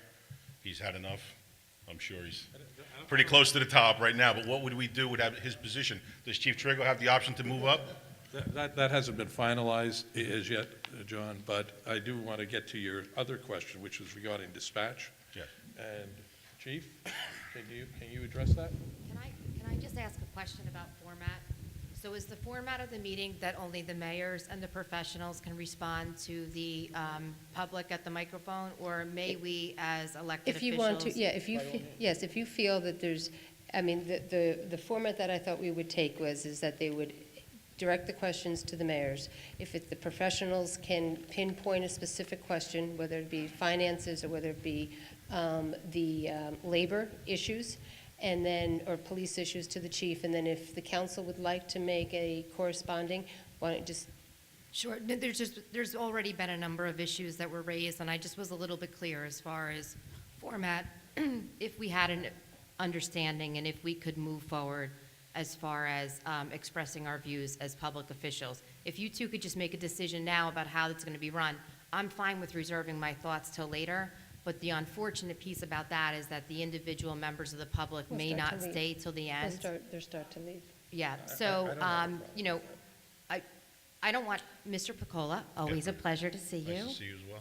His wife was Alessandra's kindergarten teacher, Yeah. so it's always very special to see him. We've been around. I do want to say something as far as the quality of dispatch services out of Scotch Plains. On Saturday night, we were asleep and our alarm went off. The alarm company called and they said, there's an alarm at your front door. Do you want us to call the police? And Anthony answered the phone and he said, yeah. He said, that's fine, have the police come. So he goes down the stairs. I go get Alessandra, bring her in my bedroom. By the time I had her in my room, there was a Scotch Plains police officer standing in my entrance foyer. In both communities, I would say that we have had the pleasure of enjoying absolutely fabulous police services, and that is definitely the focus of, I mean, that's what I've heard consistently from everyone up here, is that there's no intention as far as sacrificing the quality of services from either township. And I think that I'm in a unique position as far as having been a resident of both communities. So I wanted to provide you those assurances. Once again, I have no question about the police dispatching end of it. I think about the fire dispatching end of it. They seem to take a second seat, a back seat a lot of times in dispatch centers. That doesn't happen with us. It has never happened with us. As I say, Fanwood have been on the department for a long, long time. I would not like to see that go backwards. That would be completely unacceptable for me to go, if I get on the radio and call, I need an answer. That doesn't happen now. It happens for us. It doesn't always happen for Scotch Plains. The chief's not here to speak on that, but I mean, I monitor both channels all the time, so that's just the police end on the money. I got no problem with that. So, and then to go back, backward, Chief, do you want to finish answering that question, and I'll go back to Mr. Saradaki's questions? Yeah, I just think we've had a lot of conversations over the last couple of years about dispatch. We truly believe our dispatch is very professional and thorough. With regard to fire dispatch, for example, a couple of years ago now, we moved our emergency medical dispatch to the county because we're trying to free up more time and space for our police dispatch so we can concentrate on public safety issues. I know we've met with the county and we've discussed issues. We feel, and most of the county feels, that for police services, we want to keep the dispatch in-house. There's cost issues associated with it, but we are in conversation with the county. I know they're in the process now of trying to do something with fire mutual aid so that everything would be more centralized for fire dispatch. That's what we did with our rescue squad. So they do handle that service for us. But we have 24/7 coverage that we use at our headquarters, which is augmented oftentimes by police officers or supervisors. And then there's just And, let me just head in there. Yeah, John, thanks for coming, and excellent question. And when me and Chief Mahoney have discussed this, there's talk about like he had said, about the fire mutual aid. However, you were part of the process when we were going over to the county. Right. And the way to get things done is to have the people that are going to be affected by it be part of it. So me and Chief Mahoney has talked about if this does happen and we do have the dispatch at our headquarters like we planned, you will be part of the process of how we go about not only the fire department but the rescue squad. You need to be involved, and your comments and you will be appreciated, and everything that you take, just like when we went to the county, will be addressed. Okay? Thank you. Thank you. Thank you, John. And then I just want to go back to two previous points, because what hasn't been said tonight, although I keep hearing about this concept that elected officials should not have governing authority over police departments, and believe me, I absolutely understand those concerns, but just as a point of clarity, you all have a very thorough understanding that each council annually votes on a budget. That budget, very realistically, sets the tone for the resources that are available to our police department, and also, even beyond that, the number of bodies that can be within any given municipality as far as personnel. Beyond that, contracts are always ratified by the governing body. So this is something important for us this is not a new concept that elected officials would have some governance over a police department. To think that that has not happened to date is slightly out of touch. And I just wanted to go back to one other point. Our form of government in Scotch Plains, we have a municipal management form of government. Our municipal manager, who's with us this evening, very capable, has done an excellent job since he joined us earlier this year.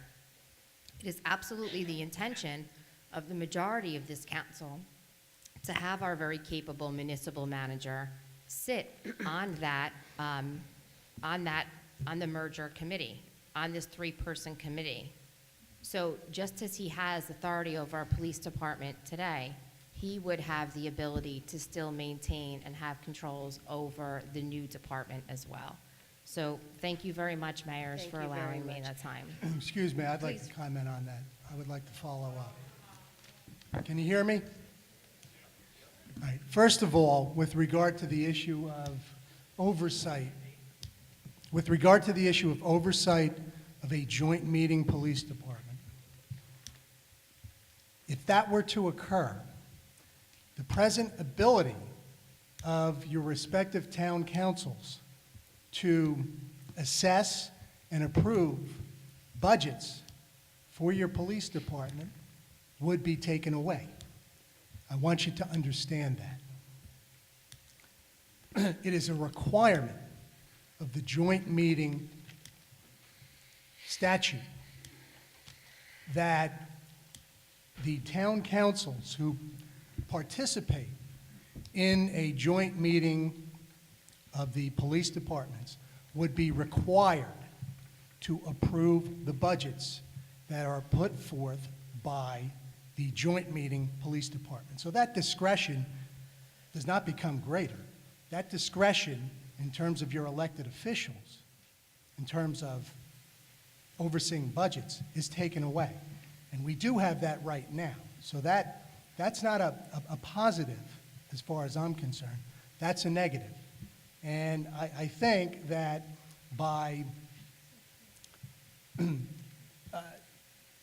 putting that power solely in the hands of 3 individuals, one from each community, and then a third party who would be determined by the 2 individuals who are selected by the joint meeting itself, weakens participation by your elected officials in the way that these departments are run, and takes away accountability in the oversight of the police department from, at least in Scotch Plains, the town manager and the chief of police.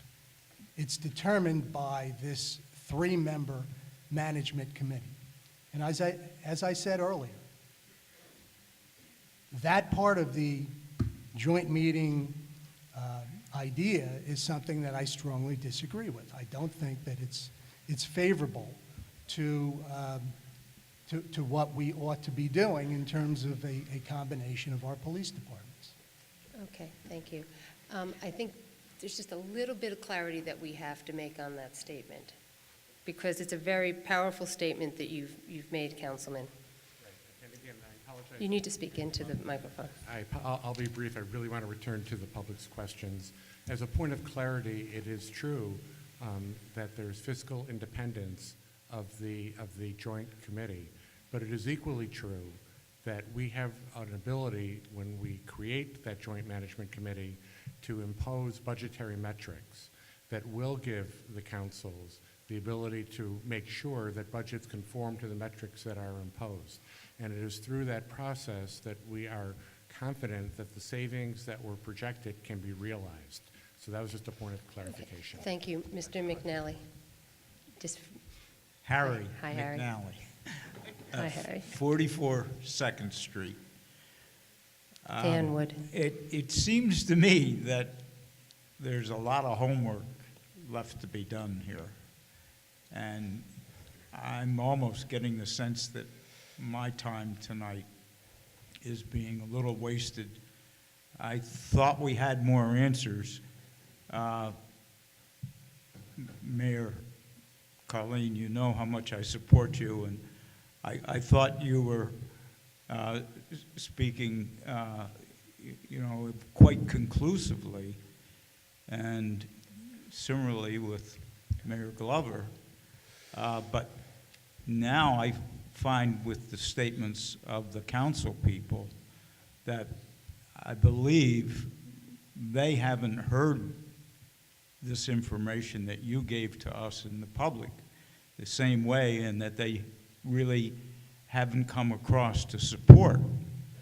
And in a way, I'm glad that they haven't, because there appear to be questions that haven't been answered. And I myself am confused right now between what is called merger, what is called shared services, and whether this, now I even forgot the term. What's Joint meeting. Joint meeting. I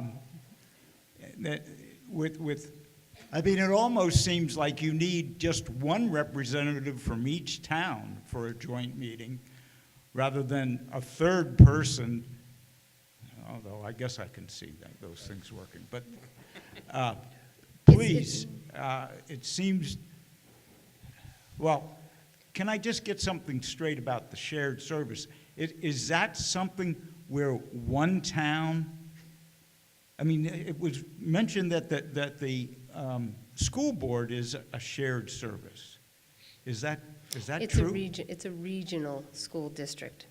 It's a regional school district based, yes, because there's more than one community that shares in the And so you district. have school board elections And funding. And it does have independence, and it can only be challenged if you taught me one way that it can be challenged. Now, I may be going astray here. But is there any other option, or is merger really, merger means the two towns together. Shared service means one town is providing and the other town. Is the recipient, yeah, there's a lead, let's be clear. We're not talking about consolidation of towns. We're talking about looking to enhance a specific service. There are very limited ways that we can do this, governed by state statute, that fall under the shared service chapter of the state statutes. It has been discussed with the two governing bodies over the course of years. When Nancy Malul was mayor at the time, we continued that same conversation with Mary DePaula. We now continue that same conversation with Kevin Glover's administration, and it has been, from our point of view, consistent with the type of governance structure that we felt would be a fair approach to do what we're trying to do. Yeah, So- I think there have been some changes, especially Well, I in think Scotch that Plains. there's disagreements, as we are hearing tonight, which is what public hearings are good for. Mayor, if I may, it's the difference between, in parlance, the difference between a joint meeting and a merger is a takeover, one or the other, and the joint meeting is a true partnership. Yeah, that sounds good to me. Okay. The merger, are you talking about merger just Okay. of the police departments or merger of the two towns? Harry, I have to, Call me on time. usually at my council Okay, meeting, I at would least never do this to I you, got to but explain. Mayor, Thank you. Mayor, if I may make one other distinction, the difference between this joint meeting and our merged or combined Board of Education is that in our Board of Education, you have proportional representation. So, for example, if Scotch Plains is going to pay 75% of the cost of our public education, Scotch Plains would get 75% of the number of people on the board.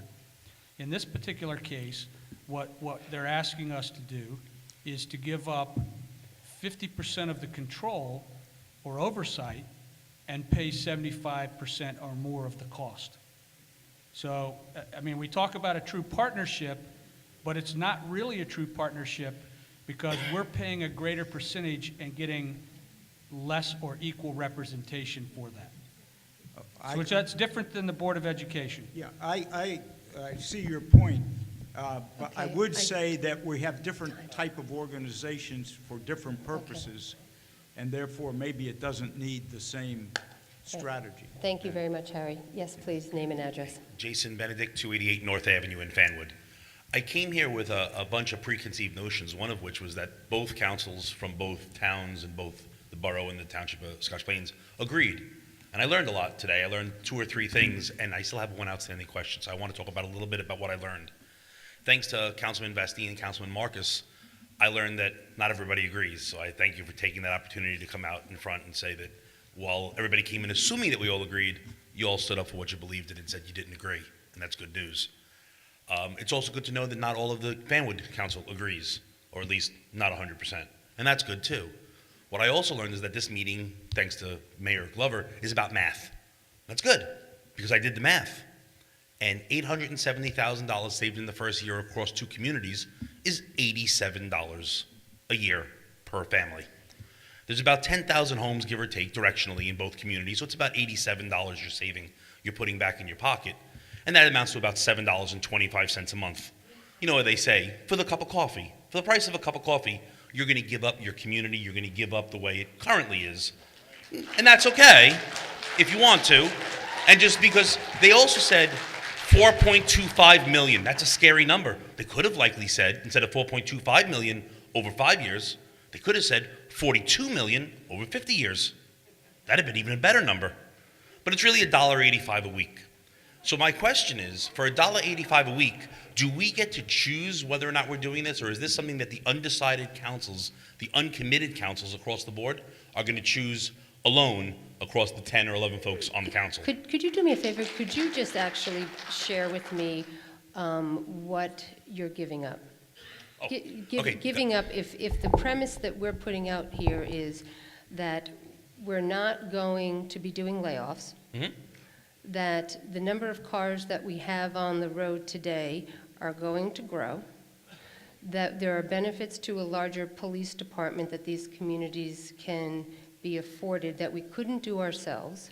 You pay attention, you're very active in the community, so you understand the strains that the governing bodies are on to keep services up here. So I can explain. Yeah, because I'm interested in understanding that. We'll get back to the question about the vote, and because what I heard from the audience, some folks are not willing or not able to get up and ask those questions. They ask, is this a done, those are the murmurs you hear in the audience. I don't know if you all hear that from the stage. Their murmurs are saying, is this a done deal? Are they just telling us what they're going to do? Do we have a chance to change this? How does that all happen? So I thought I'd stand up and ask that question. We'll get back to the answer in a second. But what I'm giving up is the unknown. I've heard the presentation. I don't know that I necessarily believe it. I don't have enough facts. I just heard a presentation with slideshows. I'd like to see the rest of the facts. I'm sure a lot of people would too. But what I'm giving up is I know what I get in Fanwood today. I don't know what I'm going to get in Fanwood tomorrow, despite the presentation. I know what Chief Trigo and the police force in Fanwood gives me today, and I'm not willing to gamble that for $1.85 a week. Okay. And then the final question, and then I'll say, is about the vote. How is the decision going to be made, and do the people, who, by the way, just one more thing about math, I have about 10,000 homes directionally. Less than 1% of the population was here today. So this concerns me, and it concerns me about perspective. Councilman Beckerman looked out into the room and said, I'm so happy so many people showed up here today. Is this the same kind of perspective we're using on the big savings that we're getting? Well, I would think, all right, well, you're done. Okay. No, don't. Mayor, if I may also ask, what would Fanwood be giving up by allowing for a traditional shared service or merger? If you ask the same question of Mr. Benedict, what he perceives he's giving up, I would ask the same question of you, what would you perceive that you're giving up? From a larger combined police force? We'll make it very clear. From- I'll make it very clear. Sure. Because I've said this for 3 years. We are not abdicating any authority over our police department to another community. In this role, we have representation that the governing body puts on. It's very simple. This is very simple. I have not swayed, or the people that have been elected up here over the course of 3, 4, and 5 years. We've been tried and true to the form of governance. It is in Scotch Plains that we cannot necessarily get the very clear answer of which direction you would like to go with us. Yes, sir. Good evening, everybody. James M. Metz, law firm of Metz, Shiro, and McGovern. We're counsel to PBA 87 and PBA 123, and we've represented both PBAs for many years, along with probably over 110 police departments, PBAs in the state of New Jersey. And I just want to address real quickly one comment that was made. I think it was Mayor of Scotch Plains made a comment that the departments are too small to be run economically. Well, Scotch Plains is not a small police department. It's over 40 men, over 40 sworn personnel, not a small police department. In the same consideration, you can look at Fanwood with its 17 members in New Jersey as a medium police department. These are not small police departments. I represent a police department, Frenchtown, New Jersey. We have 2 police officers and a chief of police. That police department runs efficiently, economically, and very professionally. And I just want to say that it's kind of offensive to these gentlemen here who I've known for many years. And, even though I represent as you call them, the boots on the ground, that I get calls from many chiefs of police for advice because I have a lot of experience. I have 23 years experience dealing with police departments. And I get calls from chiefs of police from all over the state of New Jersey. And I have to say that these 2 men run professional, economic, and efficient police departments. And it's a dedication that they put in and that the members I represent.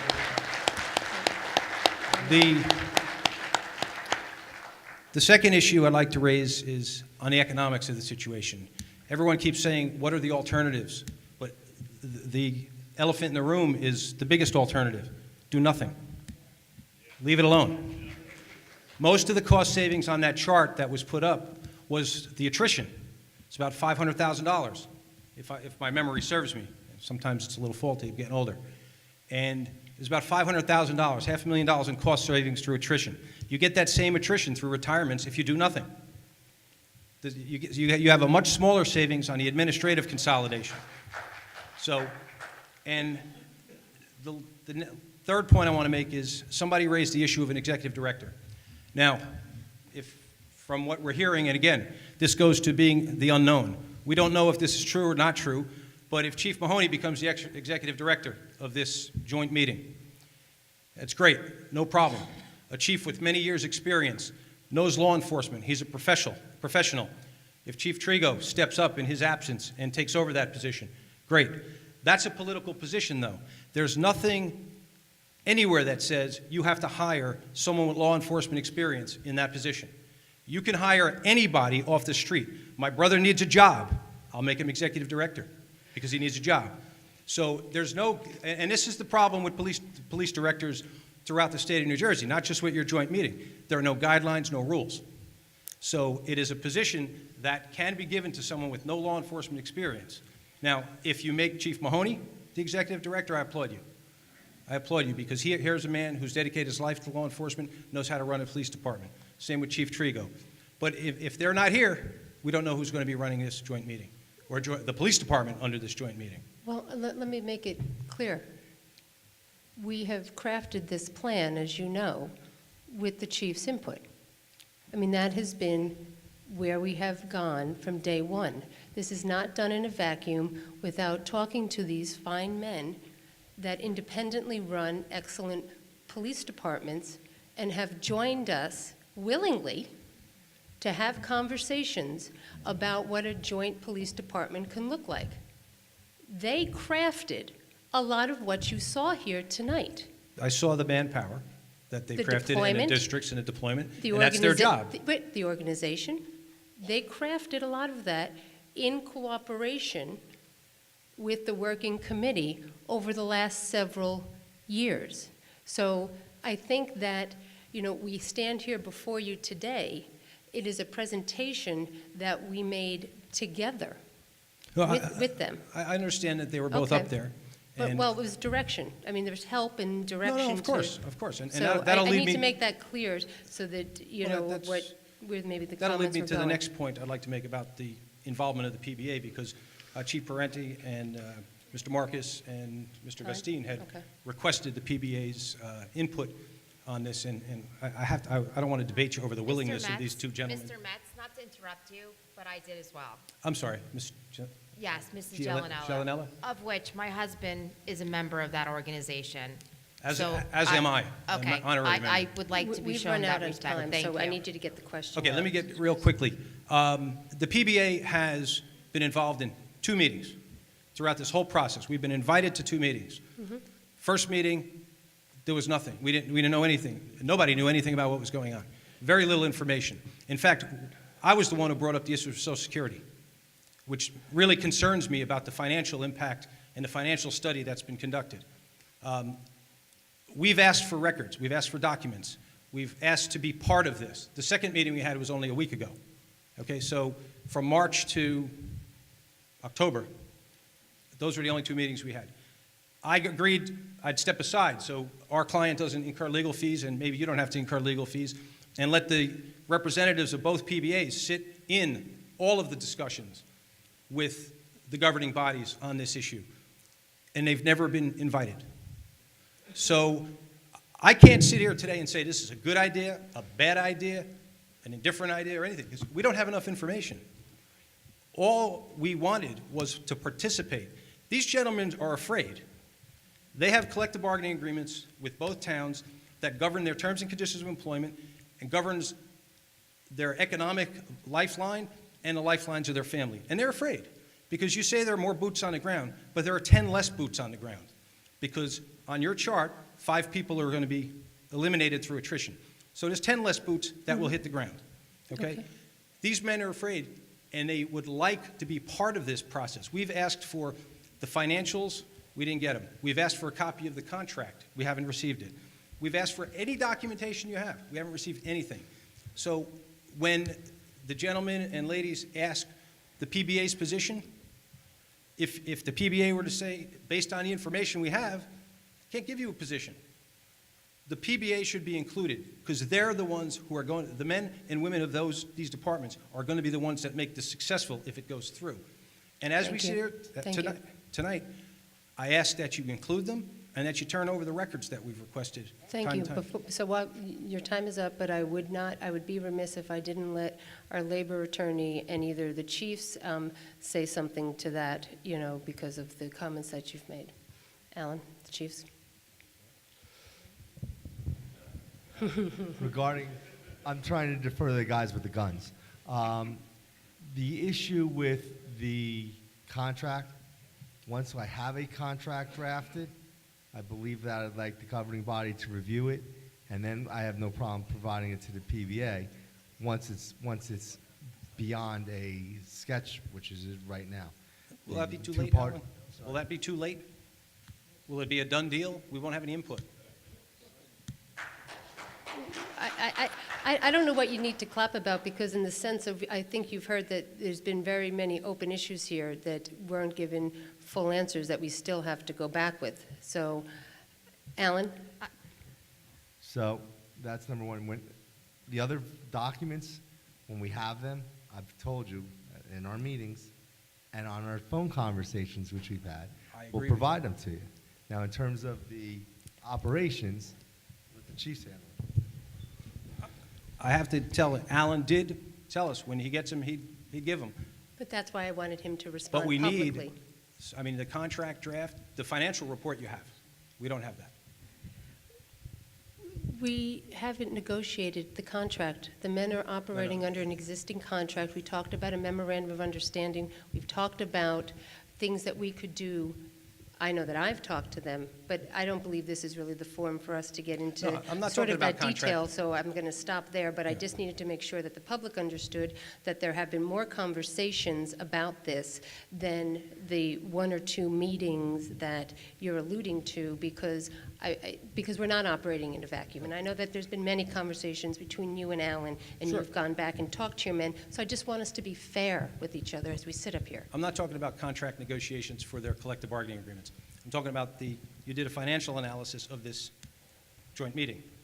We've never The seen it. budget. We've never seen it. We had the same issue in Heightstown. Eventually, we got the review, and Heightstown is a much smaller department than both of these. And when we finally got the numbers, we showed that it would be $175,000 or whatever it was, over $100,000 loss as opposed to a gain. Well, So as I said, we will share that with you. We've had our CFOs that run the towns that certify the budgets by the state of New Jersey. We've had the chiefs who give those budgets to the CFOs for the councils to approve, have been intimately involved with every line item to come up with that. So if you still need to go over that, no problem. Now that we've rolled it out to the public, we have no problem in sharing it. Thank you. Okay, Mayor next. Marr, I just want to go back to some of the points that were raised. Mr. Metz, one of the things that I have asked repeatedly throughout this process, and now please understand, I do not serve on the committee. One of the reasons that I don't serve on the committee is because I felt this may be too personal to me. But I have asked repeatedly. I have asked it privately. I have asked it publicly. I have asked it of our chief. I have asked it of our managers. Have our guys been kept up to date? Have they been kept in the loop? Do they have the information? And all along, I have been given assurances that that was the case, that the information was being disseminated to them. One of the reasons, and I know that there was some criticism as far as the timeline for this meeting, one of the reasons why I was so strongly in favor of having a public meeting was because I thought this was the most advantageous way to make sure that our rank and file, that our officers, our sergeants, our lieutenants, our captains, that they all had all of the information that was available to us. All of it. I would have preferred at the meeting that occurred with the union representatives recently that the rank and file was in the room for that meeting so that questions could have been asked and could have been addressed. Because the tone this is beginning to take is that our officers are feeling underrepresented. And that's a concern for me because quite frankly, I would have expected, at the very least, that someone contact me and say, listen, we need a voice here. I have heard from no one that there were documents not getting to our officers. I have heard none of this information. I have never been dubious about I have 2 feet here. I'm walking a fine line. You know what the officers mean to me, and I have a role to the public as well. I don't think this deal causes me to jeopardize either one of those roles.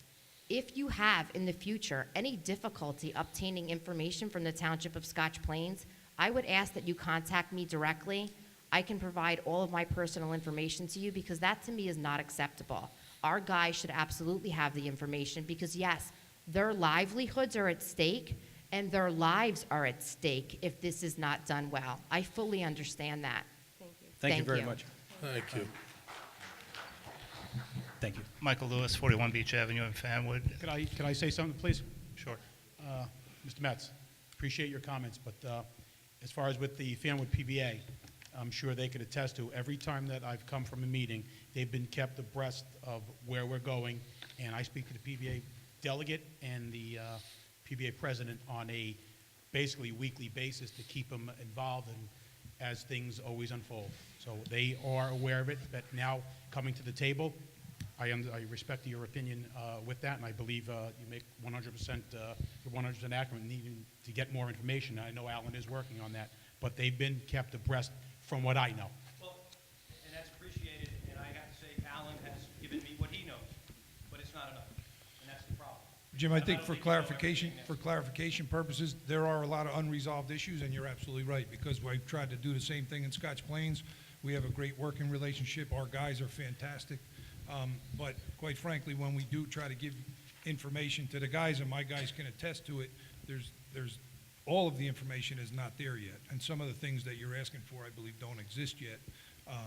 But as far as the proposal goes, you know, I have consistently at the meetings tried to ensure that the PBAs were brought to the table and that I agree with it. They should be kept up to date with things. As far as the proposal itself, I think you made a good point that the part of the proposal that Chief Trigo and I were involved with was operations and not necessarily the rest of the conversation that's taking place tonight. Thank you. Appreciate that. One thing I'd ask is bring the PBA to the table. Michael Lewis, 41 Beach Avenue in Fanwood. Hopefully 3 quick questions. Number 1, just getting back to Mr. McCullough's question for just a moment, is there a potential that any savings might in fact be slightly backloaded because of the transitional costs? Second question, how would bonding actually work given the fact that the joint meeting does not have bonding authority independently? And thirdly, I know in Fanwood, in terms of first responders, if the rescue squad is necessary, the police come first. If the fire department is necessary, the police come first. Does it work in a similar fashion in Scotch Plains? And if not, how would that be resolved? Thank you. Okay, well, maybe we'll take the last question first. Maybe that would go to the chief about the response.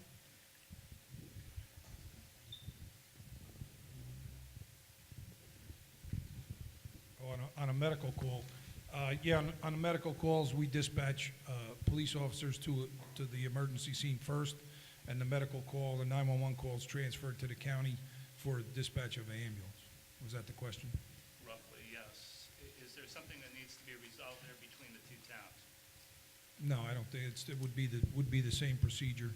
We would dispatch an officer to an emergency call of that nature, and the county would handle the emergency medical dispatch.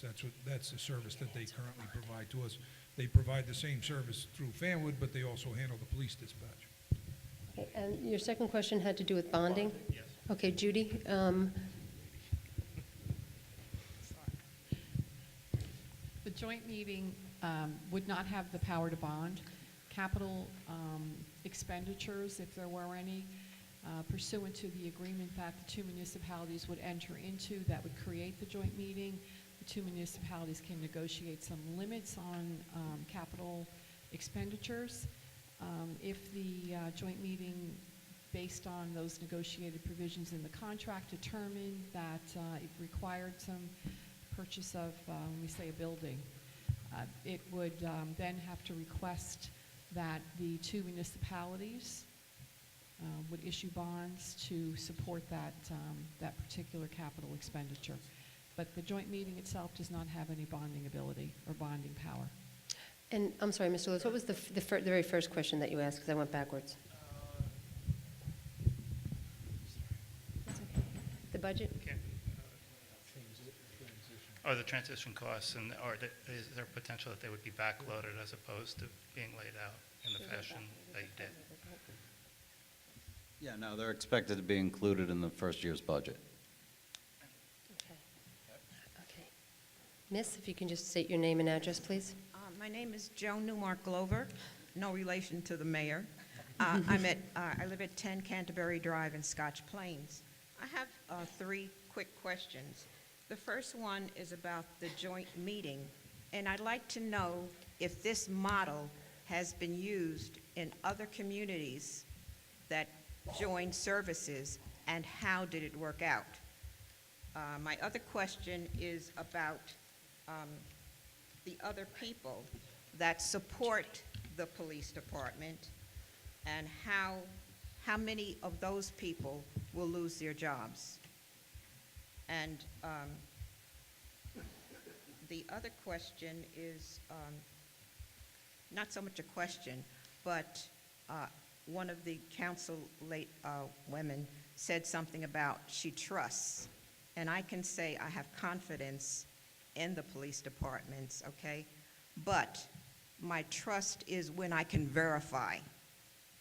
And with this joint meeting, if they're going to have the fiscal ability to regulate the department, then that is where the power is. The power is with the money. And that's my statement. Thank you very much.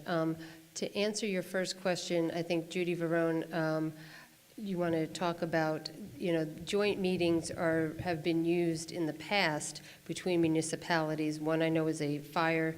It was done up in North Hudson, where they took 5 towns, and they also do them with other types of services. Yes, as Mayor Moore has indicated, the North Hudson Regional Fire, I'm not sure exactly what they're called, but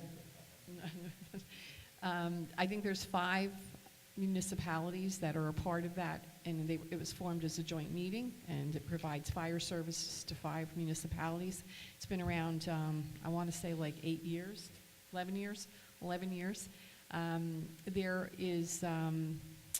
There are several other joint meetings that are in existence, which deal with sewerage authorities, some others that I can't think of off the top of my head. I'm sorry? Electric, yeah, and sustainability.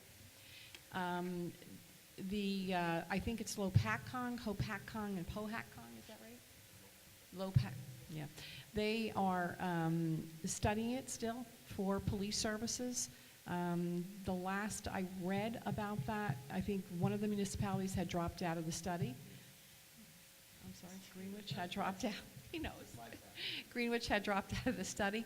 But it was still, I believe, still on the, on the council's agenda to go forward. I don't know where it is at the moment, but it was still around. I don't know of any municipalities in New Jersey who have actually joined their police departments through a joint meeting as of yet. So, and I think I would just make one comment that I don't think any of us up here as elected officials take this proposal lightly. We all understand that we're talking about public safety. We all live in these 2 communities. We raise our families. We pay taxes. We have full faith and confidence with each of our police departments.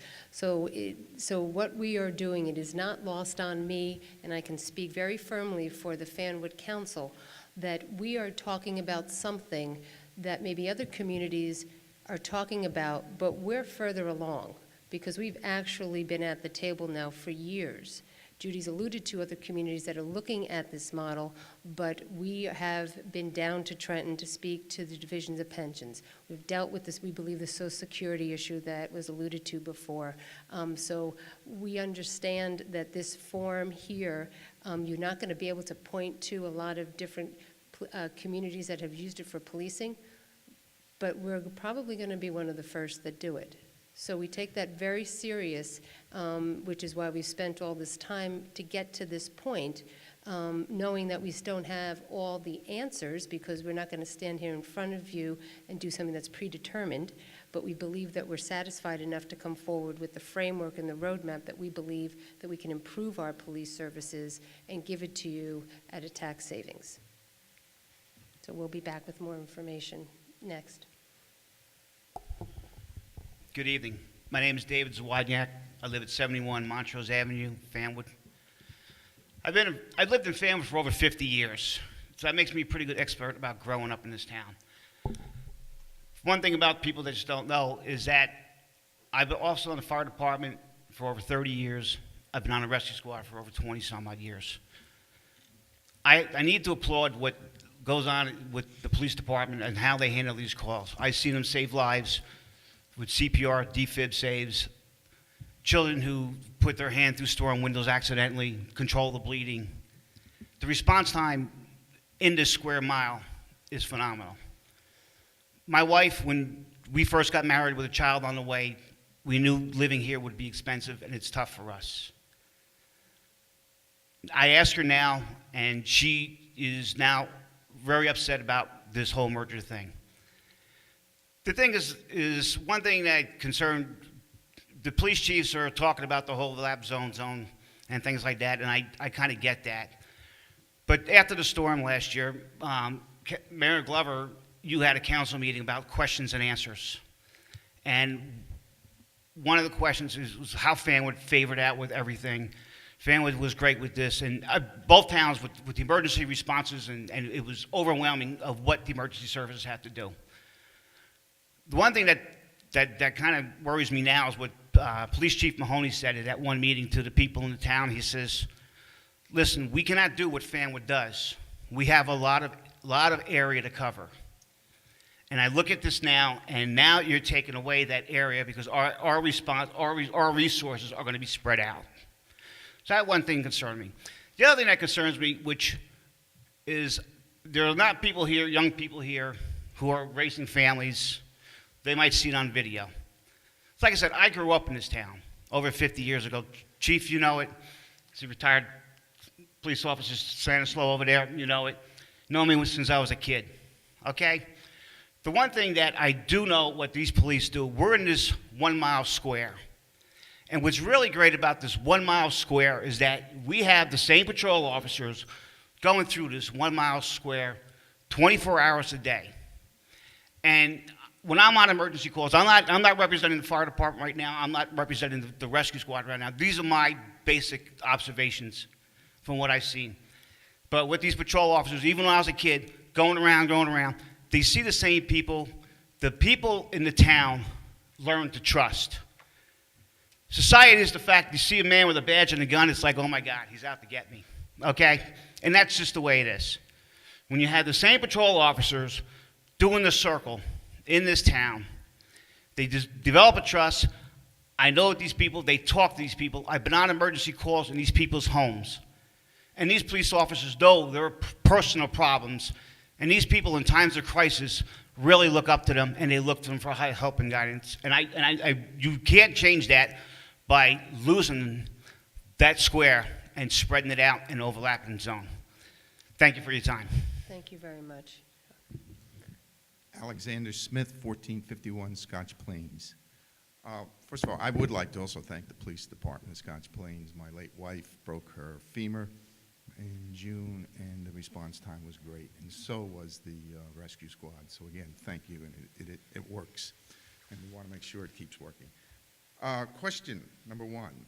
On this sheet of paper, it seems to indicate that there would be $970,000 worth of savings. On the presentation, I think that dropped to $870,000. I mean, why? I mean, are this cost savings that soft that we lost $100,000 from the paper to the presentation? I think you're talking about the frequently asked questions which the township administrator put out. Well, all right, all I'm saying, Yeah, what is and- it, and- 970 or is it 870? What you saw tonight, sir, was what is represented. Okay, so this is incorrect then? Yes. All right. The other thing is that the way it was presented in the presentation was that we'll be signing a contract by the end of the year, and then will be implemented by end of fourth quarter next year, or fourth quarter. Well, my understanding is, from, again, reading some of this, is that once you sign that contract, that's it. We're going forward. I heard a lot of talk that there's a lot of open questions we got to resolve, we're going to work through them. But once that contract, once you guys vote and sign that contract, we're committed. Is that correct? Absolutely. So all of this thing, all of these unknowns that we're talking about now, whether they work out right or not, we're committed. No, sir, I think that what you heard is that we have a contract that we need to get Yeah, through. but you can't get and out that of the talks joint meeting. about the You can't get out of the police joint meeting. At that point, you're committed, according to this, to 5 years in that joint meeting. And if it ain't working, we're committed to 5 years. Is that correct? That's correct. All right. So it just seems to me. But let's make it clear, sir. We're not committing, you've heard all night long, I don't know That's what where you're I'm hearing, contrary to what's been No. said, that there is, you can see, there's a lot of questions that have been asked. This is a framework, this is a template. Those questions will be asked, okay? And then we will, assuming there's agreement on both, from both the borough and the municipality to go forward, we will go forward. And yes, there is a commitment. Okay, and I would, based on all of the open questions, can we assume there'll be another meeting at some point to explain to the public as to how these things Yeah. are playing out? Yeah, I think that, Okay. yeah, absolutely. All right, fine. Then, thank you very much. Thank you. Al, I just Name want and to address, address sir? your one point on. I'm sorry, I just name want and to address address. the one point on the frequently asked questions. You're correct that the number, did change when I'm doing this and when I was looking at. There were a lot of different moving parts going on. The presentation is correct. Okay. Absolutely, and the numbers have changed. Well, There's I been think it's multiple just, presentations. again, So, another I think it's instance close enough of where- we need to nail these things down a little bit more. I We need to, understand if we're what going to you're go forward and sign something that's going to commit us to 5 years, I mean, the calculation, it's $1.88 a week, or whatever it is. I mean, is that, let's make sure we know what we're doing here, and let's commit to getting more information and get another meeting if you're going to do this. The other thing is, while I'm back here, let me just say, I hear that, we're not giving up any control. Fanwood and Scotch Plains, you're giving up control because you've got only one member and another member and a third party who is going to be, who knows, we see how this works out at times. And if you have a problem and the other two people don't agree with it, you lose. Thank you. Thank you. Sir, your name and address for the record, please. Frank Fester, Ramapo Way, Scotch Plains. Good evening. And if this is such a good idea, why did we just stop at 2 municipalities? Look at all the money we would have saved if we would have gotten 3 municipalities or 21. Have we gone out to any other municipality and asked them to join this group? I guess not. Really? Do you really want to know? Did we ask the sheriff? Why didn't we go down to the sheriff and ask them to provide facilities, law enforcement facilities? Look at all the money we would have saved. We would have gotten rid of 21 chiefs.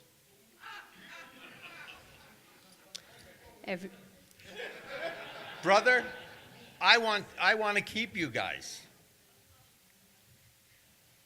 Reconciliation plan.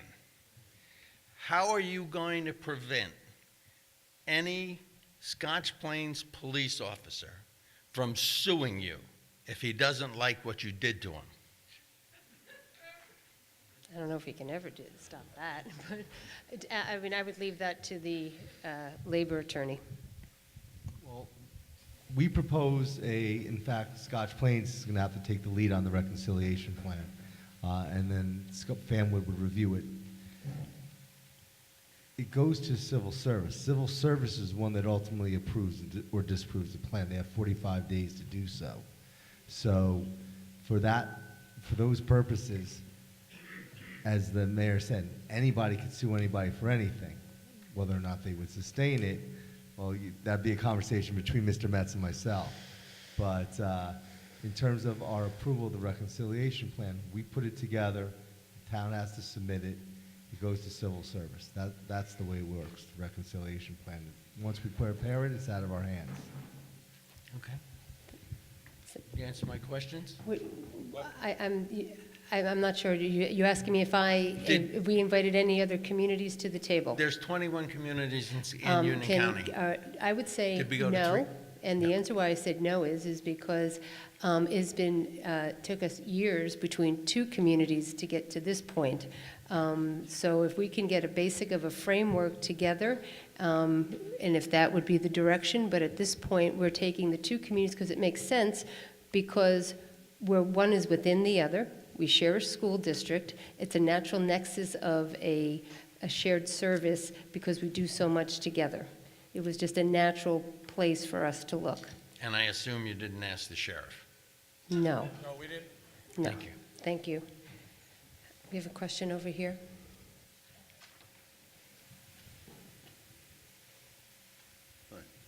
Herb Ribner, 208 Forest Road, Fanwood.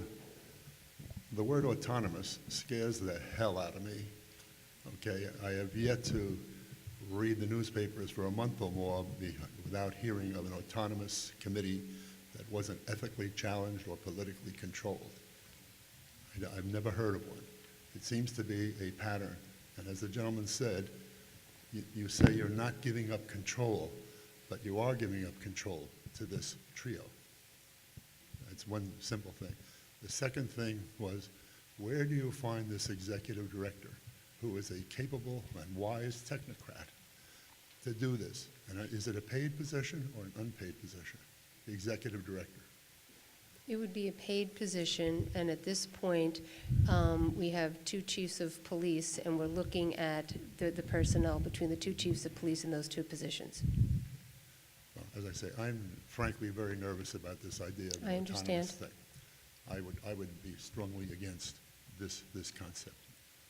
I'm not so sure I even like sharing. I think status quo has a lot to be said for itself. Thank you. Oops. And I do appreciate these chiefs mightily, present and past. Thank you very much, sir. Good evening. My name is Sean Manette. I live at 462 LeGrand Avenue. 2 comments and 1 question. First of all, I appreciate all the work. I'm speaking for Fanwood, not to question the council members of Scotch Plains, but for all the work that has gone into exploring this and presenting it tonight. I know it's, I don't believe that there are political motivations, although I do feel that there are a lot of questions that are unanswered that have been expressed tonight, and for $1 a year, you have a thankless job. So, as far as my question, it was actually raised earlier, but I didn't hear an answer. I might have missed it by Mr. I think it was Benedict about the vote. I was very involved in some meetings that took place regarding the merger of the towns, the whole Courage to Connect. And if I remember correctly, it was discussed that ultimately after there was a funded commission and everything was explored, that it would ultimately go to a vote to the citizens. And I'm not clear if this same thing will come to us or it's going to ultimately just be decided behind closed doors. Thank you. You're welcome. 1, it's not going to be decided behind closed doors because as a governing body, when we meet collectively, it is open to the public, just like this meeting is here, even though we're not taking any official action. Everything that we do is open to the public. At this point, I think the conversations have been that they would be decisions that would be made at the governing body level through resolutions or an ordinance about moving forward, which is why this meeting became so important, because when we believe we have the framework and enough detail as we could get out of working together with these 2 communities to bring it out to you, this is why tonight is so important. to be honest with you. But there was not a discussion about bringing it to a referendum, no. Yes, name and record, name and address. Karen Party Camp, 310 North Avenue in Fanwood. Thank you very much for having this meeting this evening. I think it's very important that at least the few of us that are here are able to express ourselves. I do have some comments, and I also have a couple of questions, some of which have been already answered, so I won't go into them. I do have a concern also about response time. I know what I have in Fanwood, having lived there almost 60 years and having grown up there. That concern has not been assuaged by the outline that has been put out. I'm still fairly skeptical about that. And Mayor Marr, you know that I'm very concerned about response time because this is something that I've come to the council and asked about. So I think that that's a concern that you've heard here from the Fanwood people. And again, it has to do that we are very small. We know where our police cars are. We know we see them going past our homes. We know that they do that patrol and in that loop. So we feel a high degree of confidence in that small community. The second thing is the vote. Obviously, you've answered that question. Does the Joint Committee come under the cap? By state statute, it does not, but we are putting into the contract that would have language that they would be governed by the same 2% cap. Same 2% cap, but you're doing 50-50, so how are you going to put that together? Considering the cap on Scotch Plains in terms of monetary value will be far higher than what the cap would be in Fanwood, and then we're doing some sort of mix. I think, and I'll let Mike answer this, but I just think it's the total of the budget is under the 2% cap. Yeah, I mean, you're going to be starting with a base that is set in the initial year, and because the total budget will be capped at 2%, if the percentages stay roughly equal, the payments that both towns are required to make will also be within the 2% cap. Are you going to prorate this on an annualized basis so that if it goes outside the 25-75, this will be adjusted year for year? Yes, each year there will be an adjustment to reflect the growth in the municipalities. And that adjustment will occur whenever we happen to go to reassessment of homes, et cetera, et cetera? Yes. What about decisions? Now, I know you talked about decisions on doing bonding issues, but you only talked, your expert only talked to bonding issues for a certain type of capital. I think that a building was the one that was used. I think one of the bonding issues that is more important is what you do for cars, for example. Is that going to go to which council, and how's that going to be handled? Cars can't be bonded under the municipal bond law. I thought I was under the impression that we had bonded for fleet, on a fleet side. That's not true? Okay. Who's going to make the decisions on contracts for maintenance? The management committee in connection with the executive director. And the executive director is a paid position, separate and distinct from the 3 people that will be on the management committee? Yes. Is there any thought that the executive committee, the executive director should come out of the police force itself so that when you have a retirement, it moves into the executive committee position? Yes. Okay, so we get to see that. But there's not, There's an executive director and a management committee. Yes, I understand, but it's the executive director coming out of the police department yes. as a retired member. yes. That's the Possible. plan. It's a possibility. That's contemplation. I can't force anybody to do it. Yeah, I mean, there's been discussions about a framework, and some of these have to do with personnel issues, as you can imagine, which we have to, keep personal at this point until we roll it out. But there is a framework of which, again, we've sat at the table and made some assumptions in order to get to this point with some assumptions, and we have worked with the 2 chiefs of police for the last 2 to 3 years to get to those assumptions that, we feel comfortable enough to come up here. So the executive director would also come under the municipal auspices of a pension fund, et cetera, and that would be part of that, correct?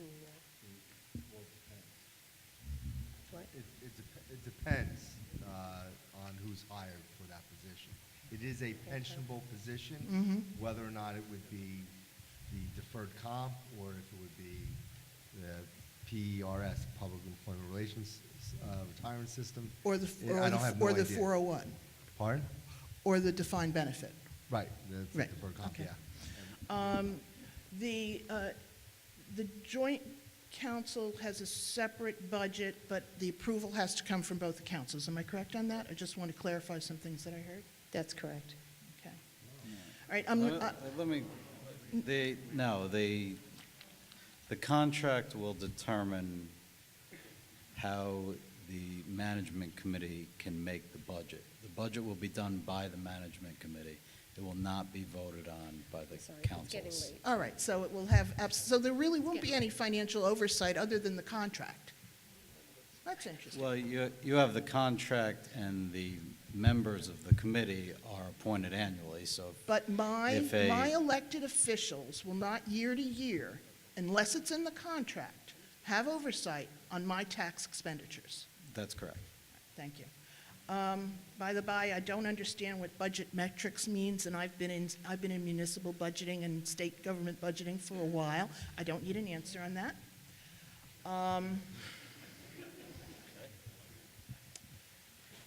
I think that's it for the moment, but thank you for allowing me to come up and Well, speak. thank you for coming out. Hi. Hi. I too want to thank everybody up there because, not just the police chiefs, but everybody. I know you could be home with your families right now having a relaxing evening and you're putting up with all this. So thank you for your efforts, everyone. I too am concerned about this lack of control over the budget. That stands out to me. I'm not for or against the pattern that you've chosen to implement this change and help us, to keep the town budget down and to reduce our taxes. And I know you're doing what you have to do, but I don't want to abdicate, control over this joint meeting. It really has to be somehow contained so that the taxpayers are not surprised a year or two or three from now. And one of the thoughts I thought about in regard to that was, would it be possible to make a contract for a shorter period, perhaps 3 years instead of 5? And could we have an adequate escape clause? Yes. So, okay, all right, so that Yes we to can go both. back to status quo, which seems to be preferred by some in the audience. Oh, I'm sorry to do that. I'm Tom Brado from 35 Elm Avenue in Fanwood, New Jersey. Hi, Jack. And Kathy. One of the other questions I had was, what activities would the existing Fanwood Police headquarters in our town now perform exactly? And would the current Fanwood Police Force, those officers in our town now, would they be the ones that would be monitoring the Fanwood portion of this map that we saw? I'm going to let the chiefs of police answer Where that. they're more familiar with the neighborhood and the people and the roads and the rest? No, if we were to combine the force, the officers would be deployed, just in accordance with the new force. Well, would there be a preference to use the existing officers that are familiar with Fanwood in the Fanwood area? I don't think as a general rule we could do that. We'd have scheduling issues and seniority issues and things like that, and we would try to integrate and train the department to cover the whole area. We would need to be to cover the whole area. I think. I think what you have to realize, and the statement was mentioned before, that the Fanwood people know the Fanwood police officers. Right. In the same vein, I'm sure the Scotch Plains people know the Scotch Plains Police Department. To function as one unit, a cohesive unit, everyone has to be on the same page, and we have to mix and match, and it's going to be the management of the police department who makes the officers get more involved in the community and get to know everyone. So there'll be a little bit of a learning So curve. there's going to be a learning curve Okay. without a doubt, but I'm sure that will be a small learning curve. Can you just address the facilities? Oh, the facilities, Fanwood Police Department isn't going to shut down, and we're not going to lock the doors or anything. We are in discussions on how we want to utilize that, whether it be a satellite office, we utilize as a detective bureau or a traffic bureau. That's still something that myself and Chief Mahoney have been discussing along with the committee, but it's not going to be shut down. Okay. You will still have a presence going in and out of that police department. Okay, thank you. Excuse me, sir, I believe that you asked a question about the opt-out Yes. of the Yes. joint meeting, and my understanding is, and I can be corrected if I'm wrong, but my understanding is that in order for the towns to opt out, they would both have to opt out of the contract. You could not unilaterally opt out one town or the other. It would be both towns would have to terminate the contract jointly in order for that to happen. Yes, sir. Paul Abbott, 89 Coriel in Fanwood. I'm sorry, could you just say your first name again? Paul Abbott, 89 Coriel. Thanks, Paul. Okay. Just, I want to underline one point that Chief Parenti made before, and that was about civil service. As a member of a department, police department, and we were offered a large increase in pay, large increase, to give up civil service in return. Never happened. Everybody in the department agreed. Civil service blocked it. You don't get by them, number one. The idea of this committee of 3 people, I think is a terrible idea. Each town is appointing one person. They're appointing a third person. You're giving up budgetary control over them. They're doing their own budgets, and the way that I understand it from this, you can't change their budget. You can only approve it. What if they go over their cap and they're eating part of your budget? Problems. The idea of a police director, I'm not sure that's necessary. All the legal requirements are involved in the chief of police's job. There's a lot of things only a chief of police can do, and a police director cannot do. Those are codified, and Absolutely. they exist. And we're not calling it a police director, or a public safety director. It's an executive Okay. director, Even just a- because I know it's different. By any name. Okay. And, I don't see the need for somebody over an experienced police chief. This would probably be a slam dunk if one of the towns had a police department that was a real problem and did everything wrong. I don't think that's our situation. Fanwood, we love our cops. Scotch We do Plains, too. obviously the same. You know, it works. We're not looking for a change. And we're afraid you're going to jeopardize it with these changes. The other question I had is on the courts, which I haven't heard anything about. You have officers are going to be writing. Are there going to be, are there going to be 2 courts, one in each town? If you're going to combine it and have one department, I imagine you don't need the other court except for fire summonses, construction, that type of thing. And if you have 2 courts and different court nights, you know, an enterprising officer may say, well, what's that court's date for me to go to court? And what's this court's date? I'm off that day. I think I'll work over there today. Okay? You may not get the overtime reduction you're looking for. Okay? And I think for the difference, if it's, I'm not sure of your numbers, but if they're even close, I'm not sure it's worth jeopardizing either town department for the small amount of money when you really come down to it. You're also going to need, if you change guns, equipment, all of those things that were mentioned, there's also training with that. Ammunition costs, computer costs, software costs. That's a tremendous amount of money when you add it up. I'll let it go with that. Okay, thank you. Just to clarify that the courts will remain as they are today, sir, and they will be looked to be merged in the future. In that case, if they were merged in the future at some time, what happens with all the outstanding Fanwood warrants? Do they have to be reissued? I would let our labor attorney and our municipal attorney, who probably has a little bit more experience with shared courts. I mean, towns are doing those, you know. Even traffic they're making warrants, it you may work. have tens of Yeah, thousands of they make it work. to redo. Thank you. Hi. I'm Carol Kraus. I live at 96 Forest Road in Fanwood. I've lived in Fanwood since June of 1967, and my husband and I raised 3 children here.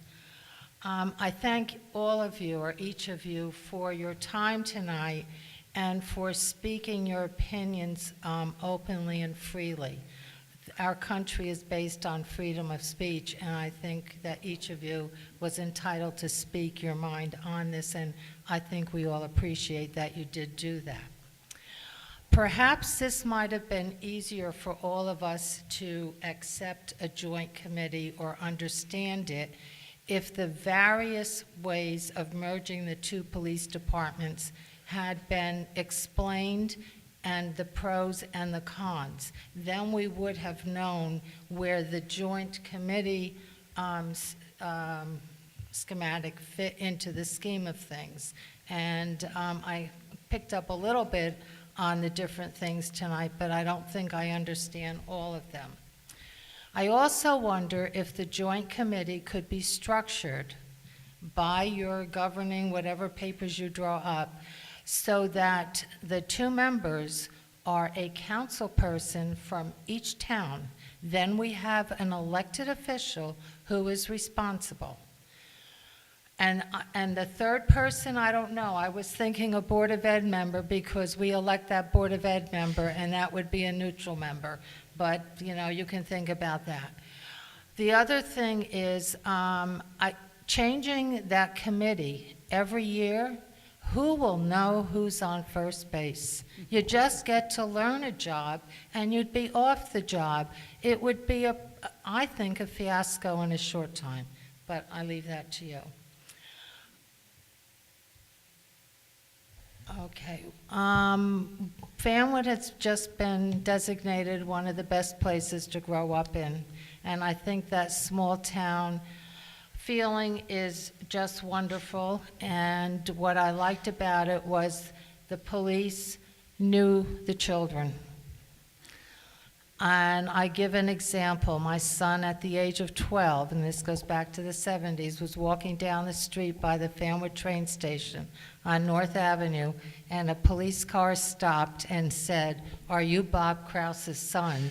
My son came home furious because he knew he couldn't get away with anything in town because everyone would know him. That is the value in the small town, the small police force. The police do know the children, and the children know them.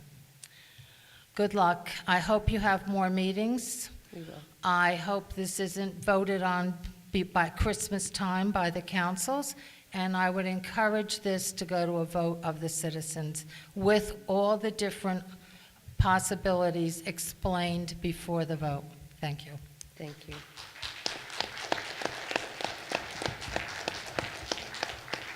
Albert Muller, Ramapough, Scotch Plains. Can everybody hear me? Yeah, could you just have your address, please? 1721 Ramapough, Thank you. Scotch Plains. Thank you.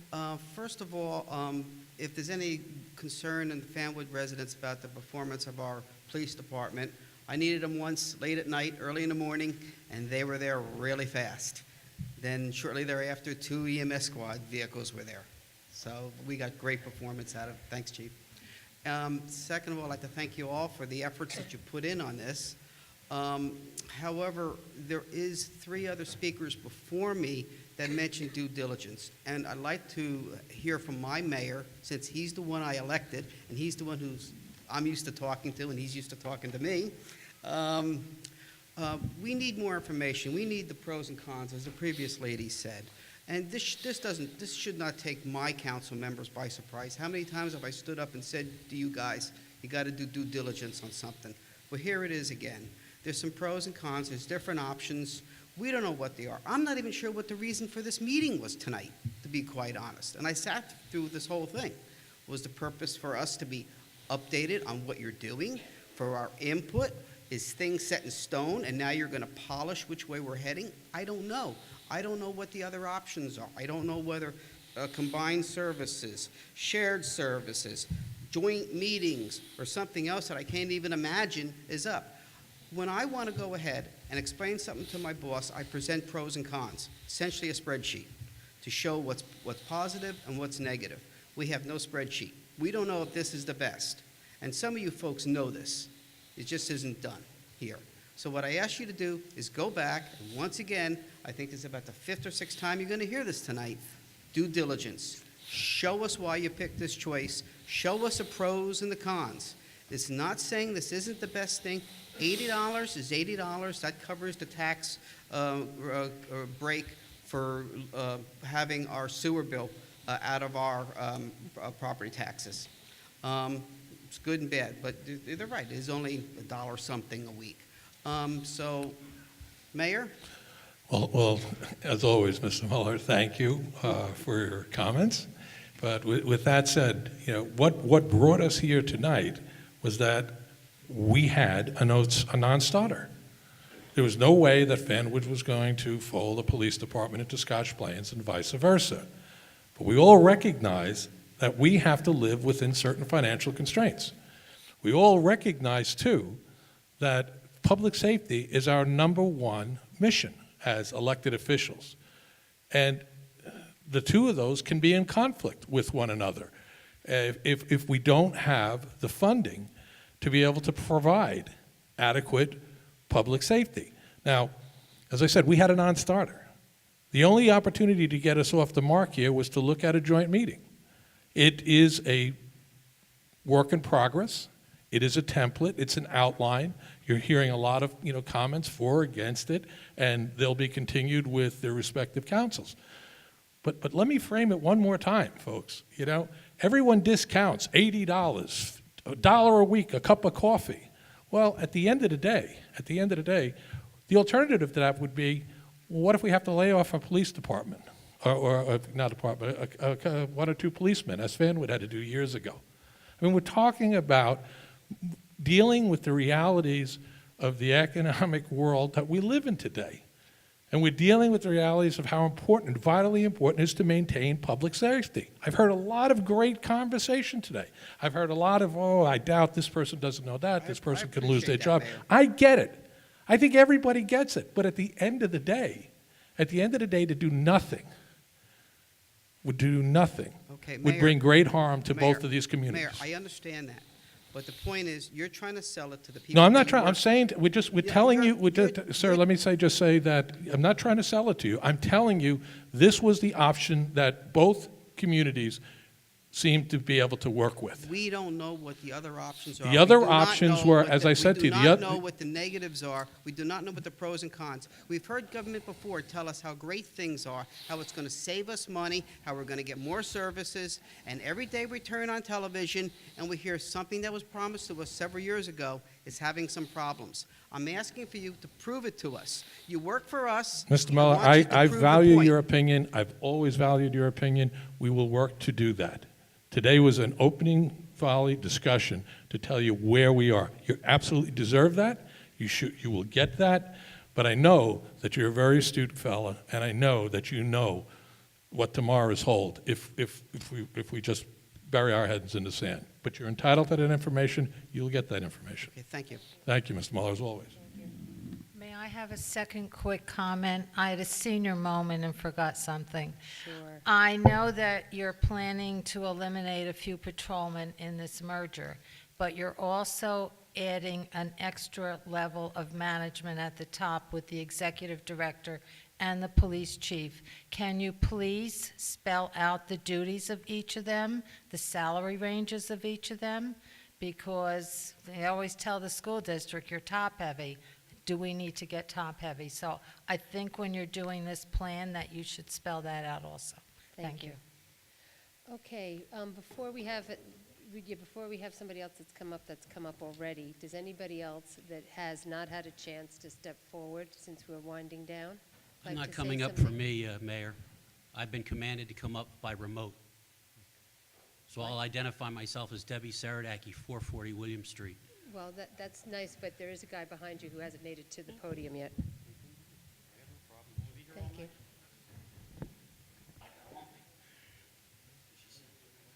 Hi, my name's Dave Clausen. I live at 39 Estelle Lane, and I also have a business at 339 South Avenue in Fanwood, both the residents also.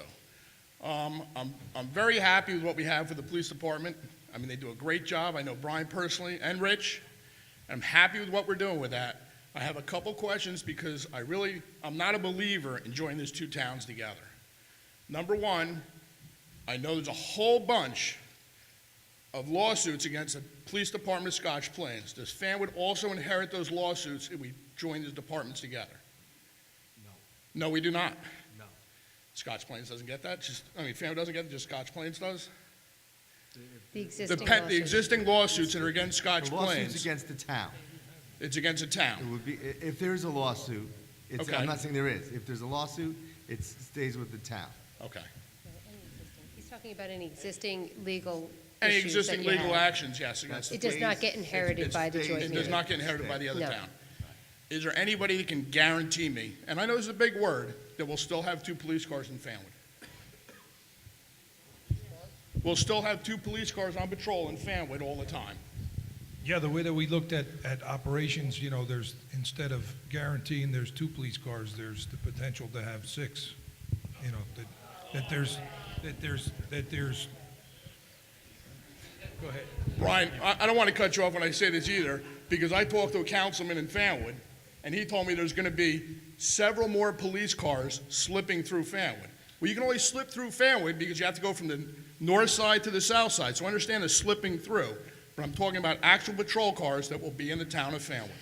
When we broke the town, we broke it up into 6 districts. 4 of those districts hit into Fanwood, okay? So out of these 6 districts, and we're talking about having anywhere 8 to 10 people on the road, okay? So people will be cutting through. And what you need to realize in Fanwood, we do have 2 cars in town all the time, but when there's an arrest or calls, you don't have that coverage that you do have with the 2 cars.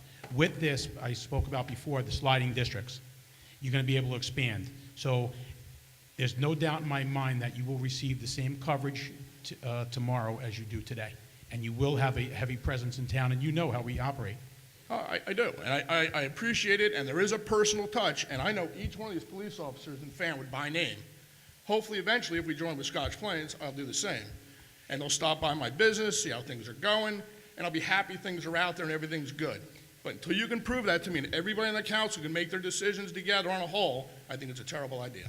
Okay, I could say this, if you need us to prove it, and if this does go forward, I look forward to, and I'm sure Chief Mahoney looks forward to proving it to you. I look forward to it. Thank you. Yes. Hi, my name is Susan Burgard, and I live at 48 Kempshall Terrace in Fanwood.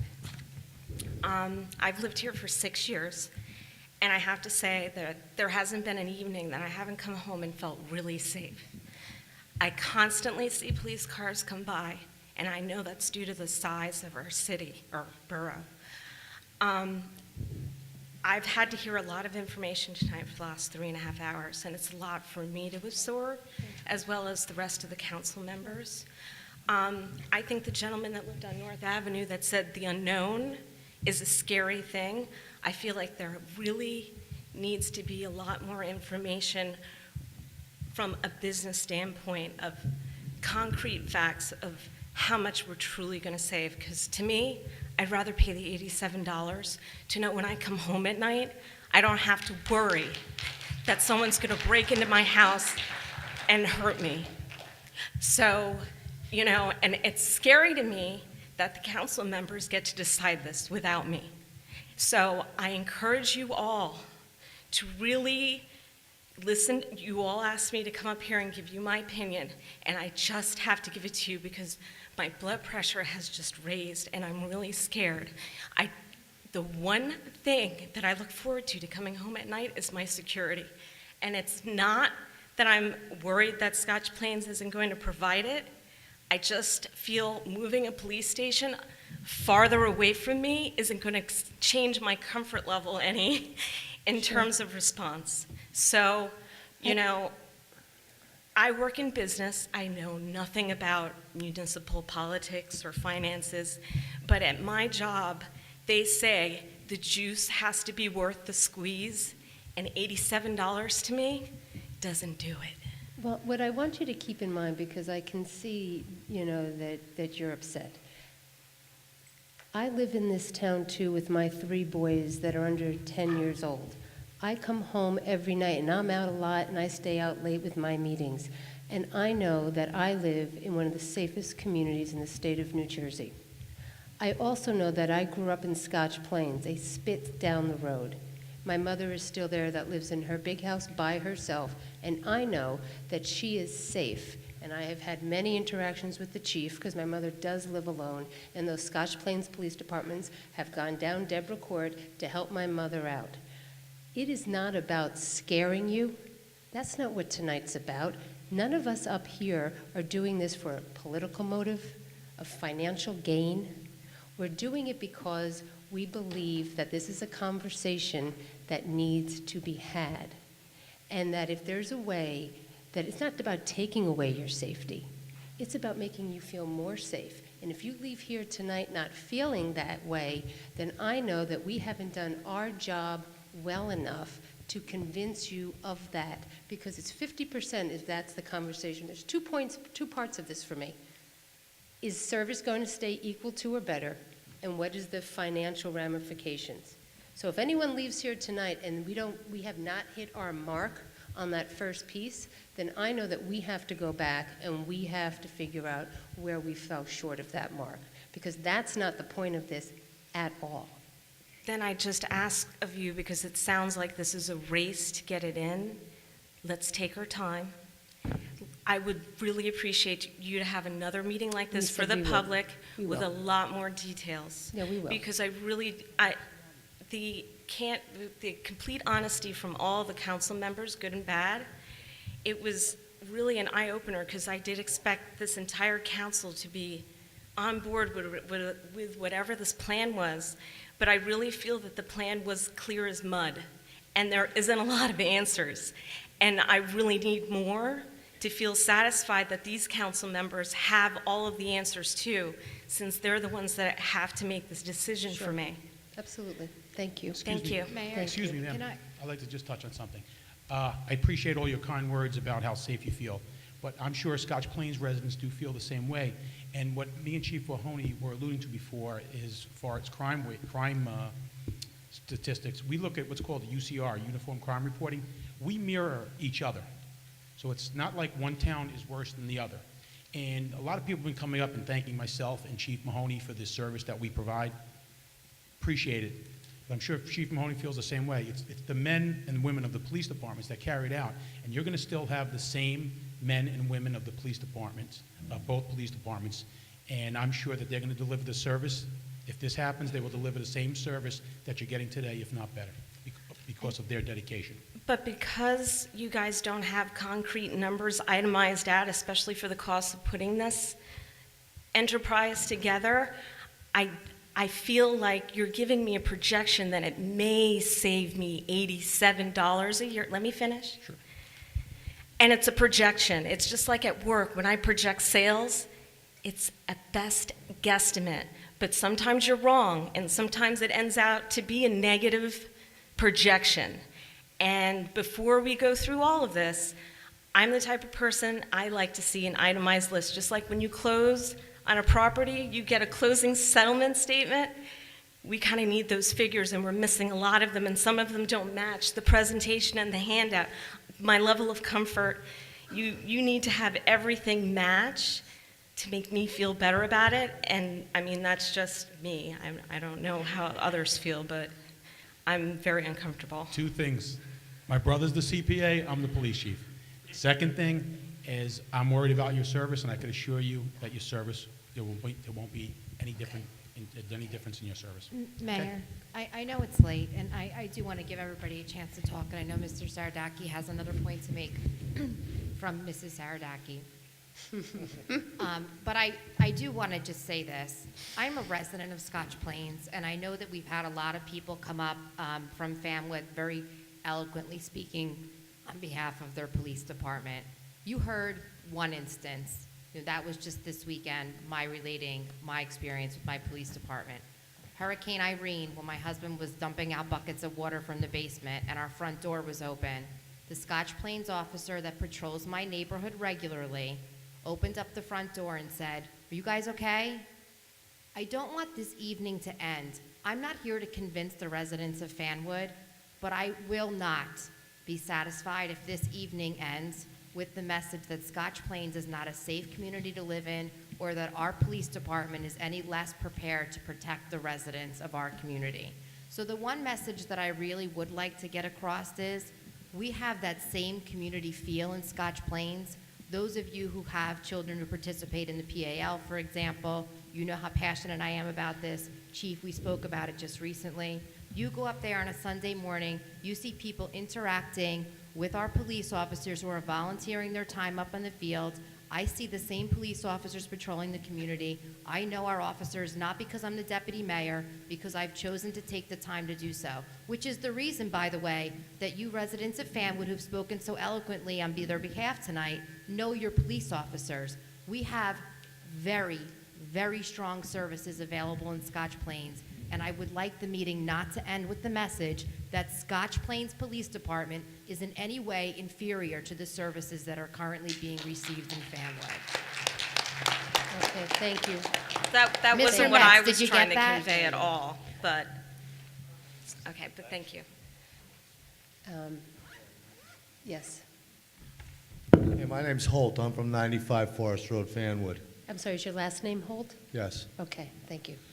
What was I going to ask you? If this is such a great idea for $80, why are we not looking at the fire department, the library, the first responders, and DPWs? Why are we just zeroing in on the police department? Well, one, if we looked at the whole thing, that would be a full-blown consolidation of the municipalities, of which there is actually a consolidation commission that is actually doing just that. Well, then why are we not talking all at one time instead of 5 different times? I'm sorry? Why would we do it? Why would we do it in piecemeal instead of doing it all at Well, one time? because it was the discussion of the councils and also of the communities when we had prior public meetings that we were going to take the largest line items of our budget and see if we can improve the services and come up with the tax savings. Right now, our fire departments and our rescue squads are more or less volunteer. We don't have a paid fire department. Your libraries and DPWs are not, No, though. no, I'm going through the list of what you asked me. Okay. So Continue. our rescue squad and our fire department are all volunteer. They do get some capital expenditures from us to help with their services. The libraries, we actually did roll out a couple years ago, and that didn't really go very far, if those of you may remember that conversation.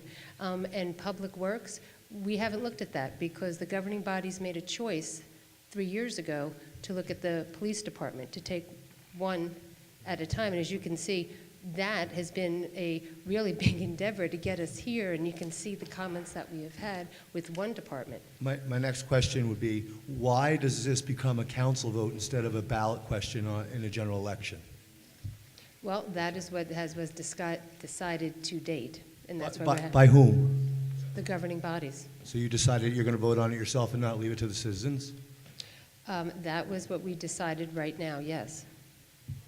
Well, that's not, to use the word you used before, what was the word? Not really responsible of you, is it? No, what we said is we came here tonight with a framework to propose something to you. And the framework that we proposed was to lay out a plan to merge our police departments to save tax dollars, and that it would be done by governing bodies' resolutions. We leave here tonight, and we have a lot of comments and questions that we're going to go back to, one of which has been brought up several times, is a ballot referendum question. Thank you very much. Thank you.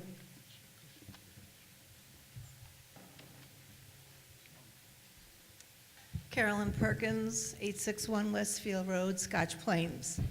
First of all, I want to thank you all for all the hard work you've done. This is a monumental decision that you're all going to have to make. But I agree with the man who just spoke before me, Mr. Holt. I do think it probably should be on a referendum. You are affecting many thousands of people in 2 towns which hold their towns very dear to their heart, Fanwood being 1 square mile, Scotch Plains being where I live. On the executive director, I have a question, and I'm only going to put it out as a possibility. This man gets paid, correct? Yes. Is this from the tax dollars from the citizens? All of it is. I mean, it's a budget. Okay. Then, for example, and I'll just use this, and excuse me, Chief Mahoney, for doing it this way, but let's say Chief Mahoney retires Yes. from Scotch Plains. He gets his pension, and then you appoint him as executive director, and we pay him a salary. Would that be correct? If we follow that, it Yes, could be, okay. possibly. He could be. Okay. I firmly believe that with all the work you've done and the opinions verbally expressed by the council people, there are so many questions that are still not answered. And you do still have a lot of homework. And as the one man said, and you need more diligence. I thank you all for your time. It's past my bedtime because I get up very early, but you've all done a wonderful job, but it's really an horrendous feat. And I wish there were some other police departments that had gone under this municipal or joint committee where we could say, oh, that one was a good one, that one was a good one. We can follow suit. It's like we're going to be the first. And sometimes, like when you make a new car, the first one comes out as a lemon. Thank you.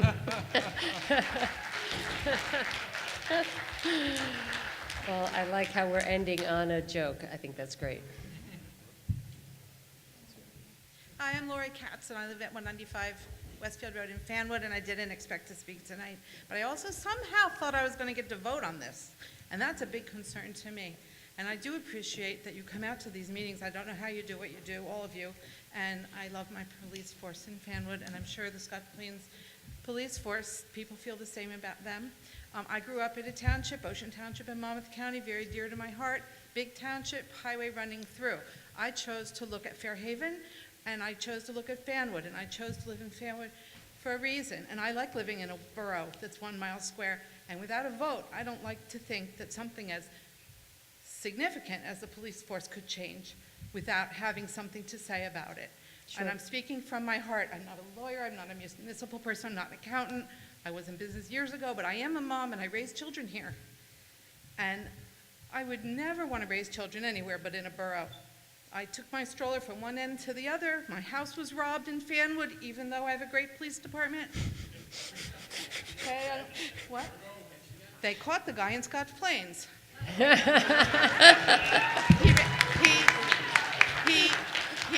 had robbed 60 houses in the county, and he was found with a weapon, but I understood. And I have to say that Detective Drews, retired Detective Drews, was wonderful coming to my house right away and putting us at rest. I have no jewelry. And I have to say also, and I don't really like to say this publicly, but I did not like the way Scotch Plains Police handled the property recovery very cavalierly and put some of us in tears as we went down to the basement to see if our things could be found. It was like a garage sale. It was a joke. And that was very upsetting, but that's not why I don't want to see the police forces merged. I just think that a township is different than a borough, and when you drive through it, it's not like being in it.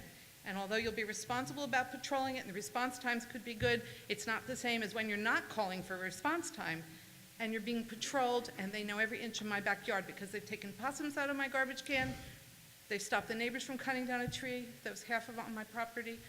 I just feel I would never want to give that up. And I know people feel as I do. Listen, That's Lori, why I had to speak. No, and I'm glad that you did, because you and I know each other, and you know what, you are a valued part of the community because you're active. And you came up here tonight, and I appreciate the fact that you didn't plan on speaking and that you spoke from the heart. And I don't want anyone to leave here tonight, as the Councilwoman Gellinella had mentioned, thinking that this was anything but a public hearing. But it didn't come, it was. It didn't, did the police chiefs come to you and say, we're not doing an adequate job, a grassroots movement from the police, that they needed more that they don't have? No, no, I'll tell you, I'll tell you. And it wasn't from the community as either. No, So but that's hard for me. But I think that it may be how we end tonight is how we began tonight. And we began tonight asking ourselves, why are we here? And Lori, it is a very simple fact that people are very upset about their property taxes. They are. They come to us. I hear it. Colleen Yoon sits here. She collects them. I mean, so there is a responsibility that as the governing body that we have to address. Keep your services the way that you like it. I don't want anyone to leave here tonight thinking that we don't value our police departments. No, We're looking to do, and that's clear. Everyone loves their police departments. We love our police departments. Our chiefs of police have been a value-added member of this journey that we have been on. It has been something that the police chiefs and the governing bodies have done together for years. This is where we are. We are looking to reduce the size of the force through attrition, As a through lifelong Girl Scout. retirements. We are not looking to take those nice men that are sitting there all through here that work in Scotch Plains and Fanwood and farm them out and tell them to go find another job somewhere else. Those I Fanwood don't mean cops, to say it's irresponsible or that there was any ill intent. It just wasn't a grassroots movement. And as much as we struggle with our property taxes as well, $80 isn't a dent. And that would be a deal breaker for me No, I right there. I understand that. In fact, I'll pay $80 but we have a cap now, Laura. for one. But we have a cap, so those Fixed days are income over person about every year. raising your taxes. So I just want you to leave this tonight. This was a way that we felt that we didn't have to make any draconian cuts, whether it happens 2 years from now, 3 years from now, as costs go up. Salaries goes up, healthcare goes up, pensions goes up, streetlights goes up, hydrants goes up, and we come to one place to get it, all of you. And so we felt if we could control our own destiny, take 2 valued police departments, work with the top brass to come up with a plan that we felt could do 2 things: keep you safe and save you money.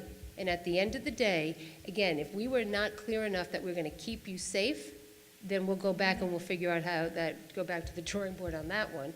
And if we're not clear that we can save you money, then we'll go back to the drawing board there. And we'll go back and also discuss about the governance structure of why this was picked over other pieces. I understand that because I think that you know as our mayor that Fanwood would not want to give up control, and we're so outnumbered 3-1, I believe, with the population of Scotch Plains and Fanwood, that we would have no say in our destiny, and I don't think any Fanwoodian wants to give that up. So I understand why the only option is the joint Meeting. It's okay.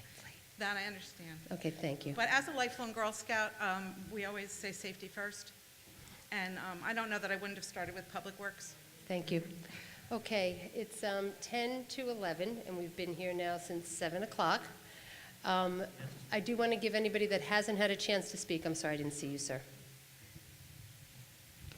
Harry Stratton, 58 Stewart Place, Fanwood. When are my taxes going to go down? What? You're talking about saving us money on taxes. I know you specifically said it. Yes. Our taxes won't go down. We're saving $88 in theory, but I don't think that's going to affect my tax bill. My tax bill is not going to be $88 less. You still have a 2% cap? So you could still raise them 2%, and I imagine that's probably what's going to happen. Or can you guarantee me that next year my tax bill will be less because of this? You want to answer that, Dan? I mean, you're all saying it. It's going to lower our taxes. It's going to save us on our taxes. We're going to save $88 a person. How? It would be $85 less. It would be $85 Okay. less than it would otherwise be if we didn't do it. But you can still go the entire 2% over last year, right? Our base would then be lowered because the police budget would be pulled out, and the amount that we could go up would be based on that smaller amount. It would be a real savings.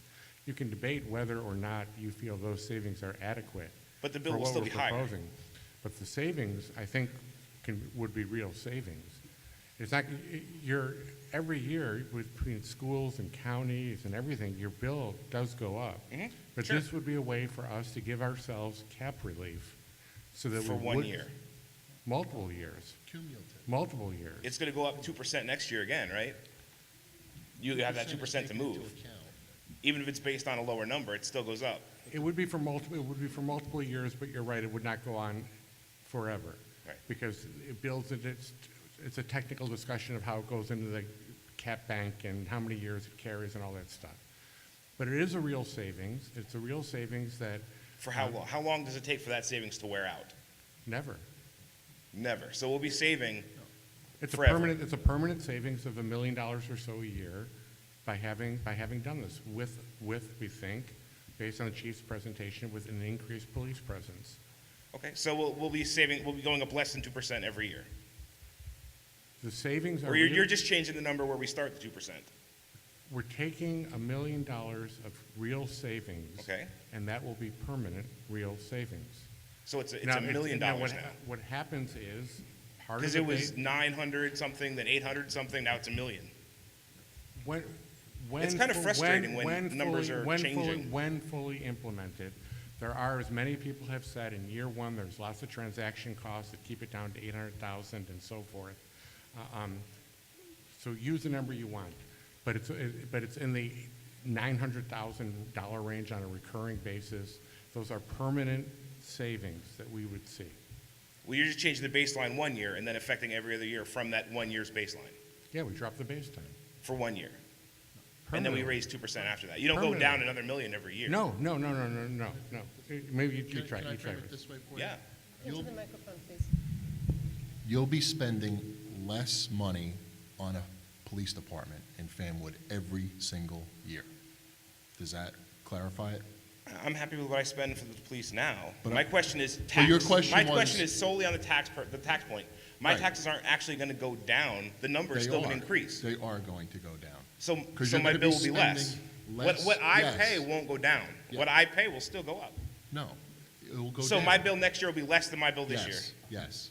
And you can guarantee I'll pay less tax. It would be less than it would It's be less. if we didn't, Otherwise. if we didn't. Oh, do so the less thing. other, there's a qualifier.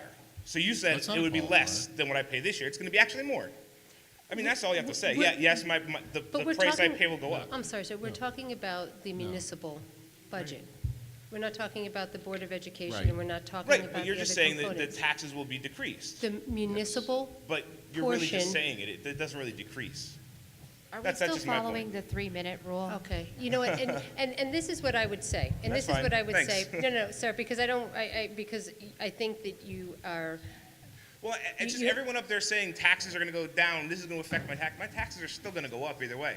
I pay a lot of money to live here, and I Yes. can't afford it, just like a lot of people can't. But I pay it. The thing is, everyone's saying it's going to go down. My taxes are going to be affected in a negative direction, and they're not. They're still going up. the municipal portion that we control will go down. That's what we can control. I can't control here, and I can't control the county. But what I can control that represents the money that you send to us, I can control by having it go down, and we believe increasing the level of services. So the Board of Ed part aside, my And the taxes county. from you And the county. are going to be a lesser number next year. The number I pay will be less. Yes. Okay, I hope so. Did we get his address too? Because I want to have another conversation with that man. I want to talk, I would like to talk offline. Thank you, yeah, because I'd like to continue that because I think it's important. Okay. Rich Fortunato, Sterling Chase in Scotch Plains. Mayor Glover, will you answer that same question? Will our taxes go down in Scotch Plains? Or is it just going to be less of an increase? You know, look, the end of the year, okay, when this is fully implemented, you see where we're getting 3/4 of it. So I'm going to just round it out to $1 million. We'll have an extra $750,000 in our coffers, okay? As you know, we've been running 1-point, 2-point tax increases. Last year was our lowest, okay? Hopefully we can do it again. But in actuality, had we had $700,000 more in our budget, you know, we could have done several things. Could have lowered your tax rate, certainly have made sure you didn't get a tax increase, or we could have improved services. So we get a lot of flexibility out of having that additional money. And we get that at the same time of having better safety, as so described by our people. So you know, they really go hand in hand. But if you're looking at the financial side, you know, you go through the numbers every year. We pick up $750,000 by reducing our cost. Where's that money go, Mr. Fortunato? Well, that's my question. I just gave you the and by the way, that's every year. So we won't see an increase next year? I can absolutely tell you, well, next year, The year this that would this- go. the Well, year this when goes this into was- effect. When this was implemented, I would tell you there should be no reason. At that time, hopefully, we've got this whole sewer thing worked out with the Rahway Valley Sewer Authority, and they That's start the to s- say. that's the But sewer that's a utility. whole nother, That's a whole nother whole area. different thing. Whole nother area. I will tell you that had this been in place, you would not have had an increase. That wasn't my question. My You could question have is, you for could have- next year, if this is in effect, will we have a Two- tax increase or not? 2014 or Right. 15. It doesn't go in till the end of 2014. So in 2015, picking up this incremental money, you should not I mean, I don't know if we get hit Of by another course, Sandy. I of mean, course. come on, you and I know each other. Okay, thank you. But in Because the actuality, gentleman no. raised a good point, so it's, No, that's it good to would- hear. it would. Thank you. I just have one more question. Scotch Plains mayor just said, if I understood him correctly, there's $1 million, roughly, $1 million savings per year under this new system. Scotch Plains gets $750,000 of that, and Fanwood's doing this for $250,000 a year? Right, and Fanwood will only get 1/4 of that total amount would apply to Fanwood. So we're looking at, actually, as a Fanwood resident, I'm looking at probably less than $90 a month or whatever they were, or It was- $90 a year. It was $85. Okay. It was Or 85, it was more in that $85. regard. And that's based on the average household, right? Okay. The fictitious average But from household. Fanwood's viewpoint, we're saving $250,000 a year. Yes. Okay. All right, it's 11 o'clock. Don't care. Point of order. Okay. He Yeah. asked, that was his second time at the mic, so I demand a second time at the mic. Go for it. Thank you. I will be brief. I have two statements. First off, when you use average, you got to take into consideration, I don't live in Mayor Glover's house. I live in my house, which is on a 50 by 100 lot and it's 1,700 square feet. So I'm only going to save $28. So to me, that it's inconsequential. Point number two, I want to reiterate again how much confidence I have in the Scotch Plains Police Department. I've been here for 35 years.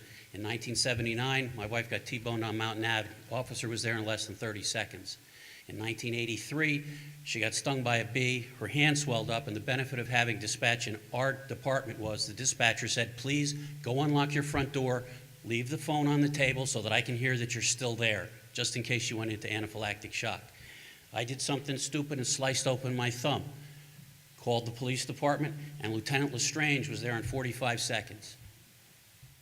I live a mile from police headquarters. At the farthest point in Fanwood, they're a mile and a half from the police headquarters, but the cars don't sit at police headquarters. They're always moving, and they're always around, and they're always close by. Now, the question my wife requested that I ask, and you guys all know my wife, she has a lot of interaction with the chiefs.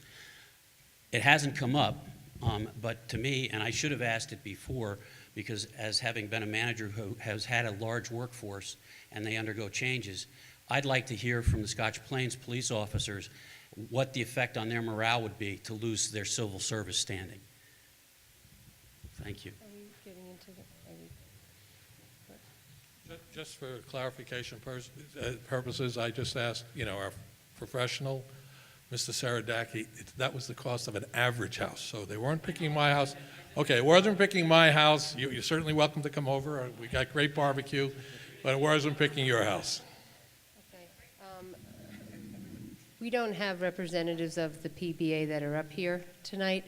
I would think that what we have to do when we leave here tonight is we're going to go have Alan and the Scotch Plains labor attorney go back and make contact with the PBA's attorney, sit down with them, pick up the conversations from the last meeting that they had, and go forward with, I guess, some of those issues there. Is there anybody else that wishes to come up at this point? Because we have one more. I'm sorry, Mayor Marr. I'm just coming back a little confused because one of my major questions I asked last time I was up here was whether the joint committee was under the 2% cap. You said no, but you were going to make sure that it would be under the 2% cap. In the But contract. from what I'm hearing, Yes. I don't know whether that actually would fly or not, and I have questions about that. Yes, I can understand whether each municipality will have the 2% cap, and I can see that being allowing us for having some sort of savings, and maybe I will see a $80 decrease in my taxes in 2015-16. However, if you cannot guarantee and make sure in that contract that the 2% cap can be hit, then we are opening ourselves up for our major line item being able to increase year over year and not be under that cap. That becomes a concern. And again, living in Fanwood, no disparagement to Scotch Plains, the fact of the matter is that Scotch Plains is 9 times the area of Fanwood. And that, we're a mile square. They're over 9. That's just the reality of the square miles. And that's what you're hearing from a lot of Fanwood people. Thank you very much. I hear it. Thank you very much. Can I Loud make a and clear. point? I love our neighbors in Fanwood, but let's be clear about something. Fanwood has a crime index of 72. Scotch Plains has a crime index of 77. So according to statistics, we have less crime than Fanwood. So before we leave here tonight thinking that Scotch Plains is Plainfield, let's understand that we're not. Thank you. Okay. Okay, yeah. We'll Just take very this. We're going to briefly. adjourn at 11 o'clock. Thank you. You never answered Ms. Kraus's question about the salary range for the executive director and for the chief of police. Yeah, we left it where when we come back with the more information and more details, that we will make sure that we have the salaries. Okay, seeing that there is no one else that'd like to come forward, can I have a motion to adjourn tonight's meeting, please? All in favor? So moved. Second. Aye. All right, thank you very much for coming.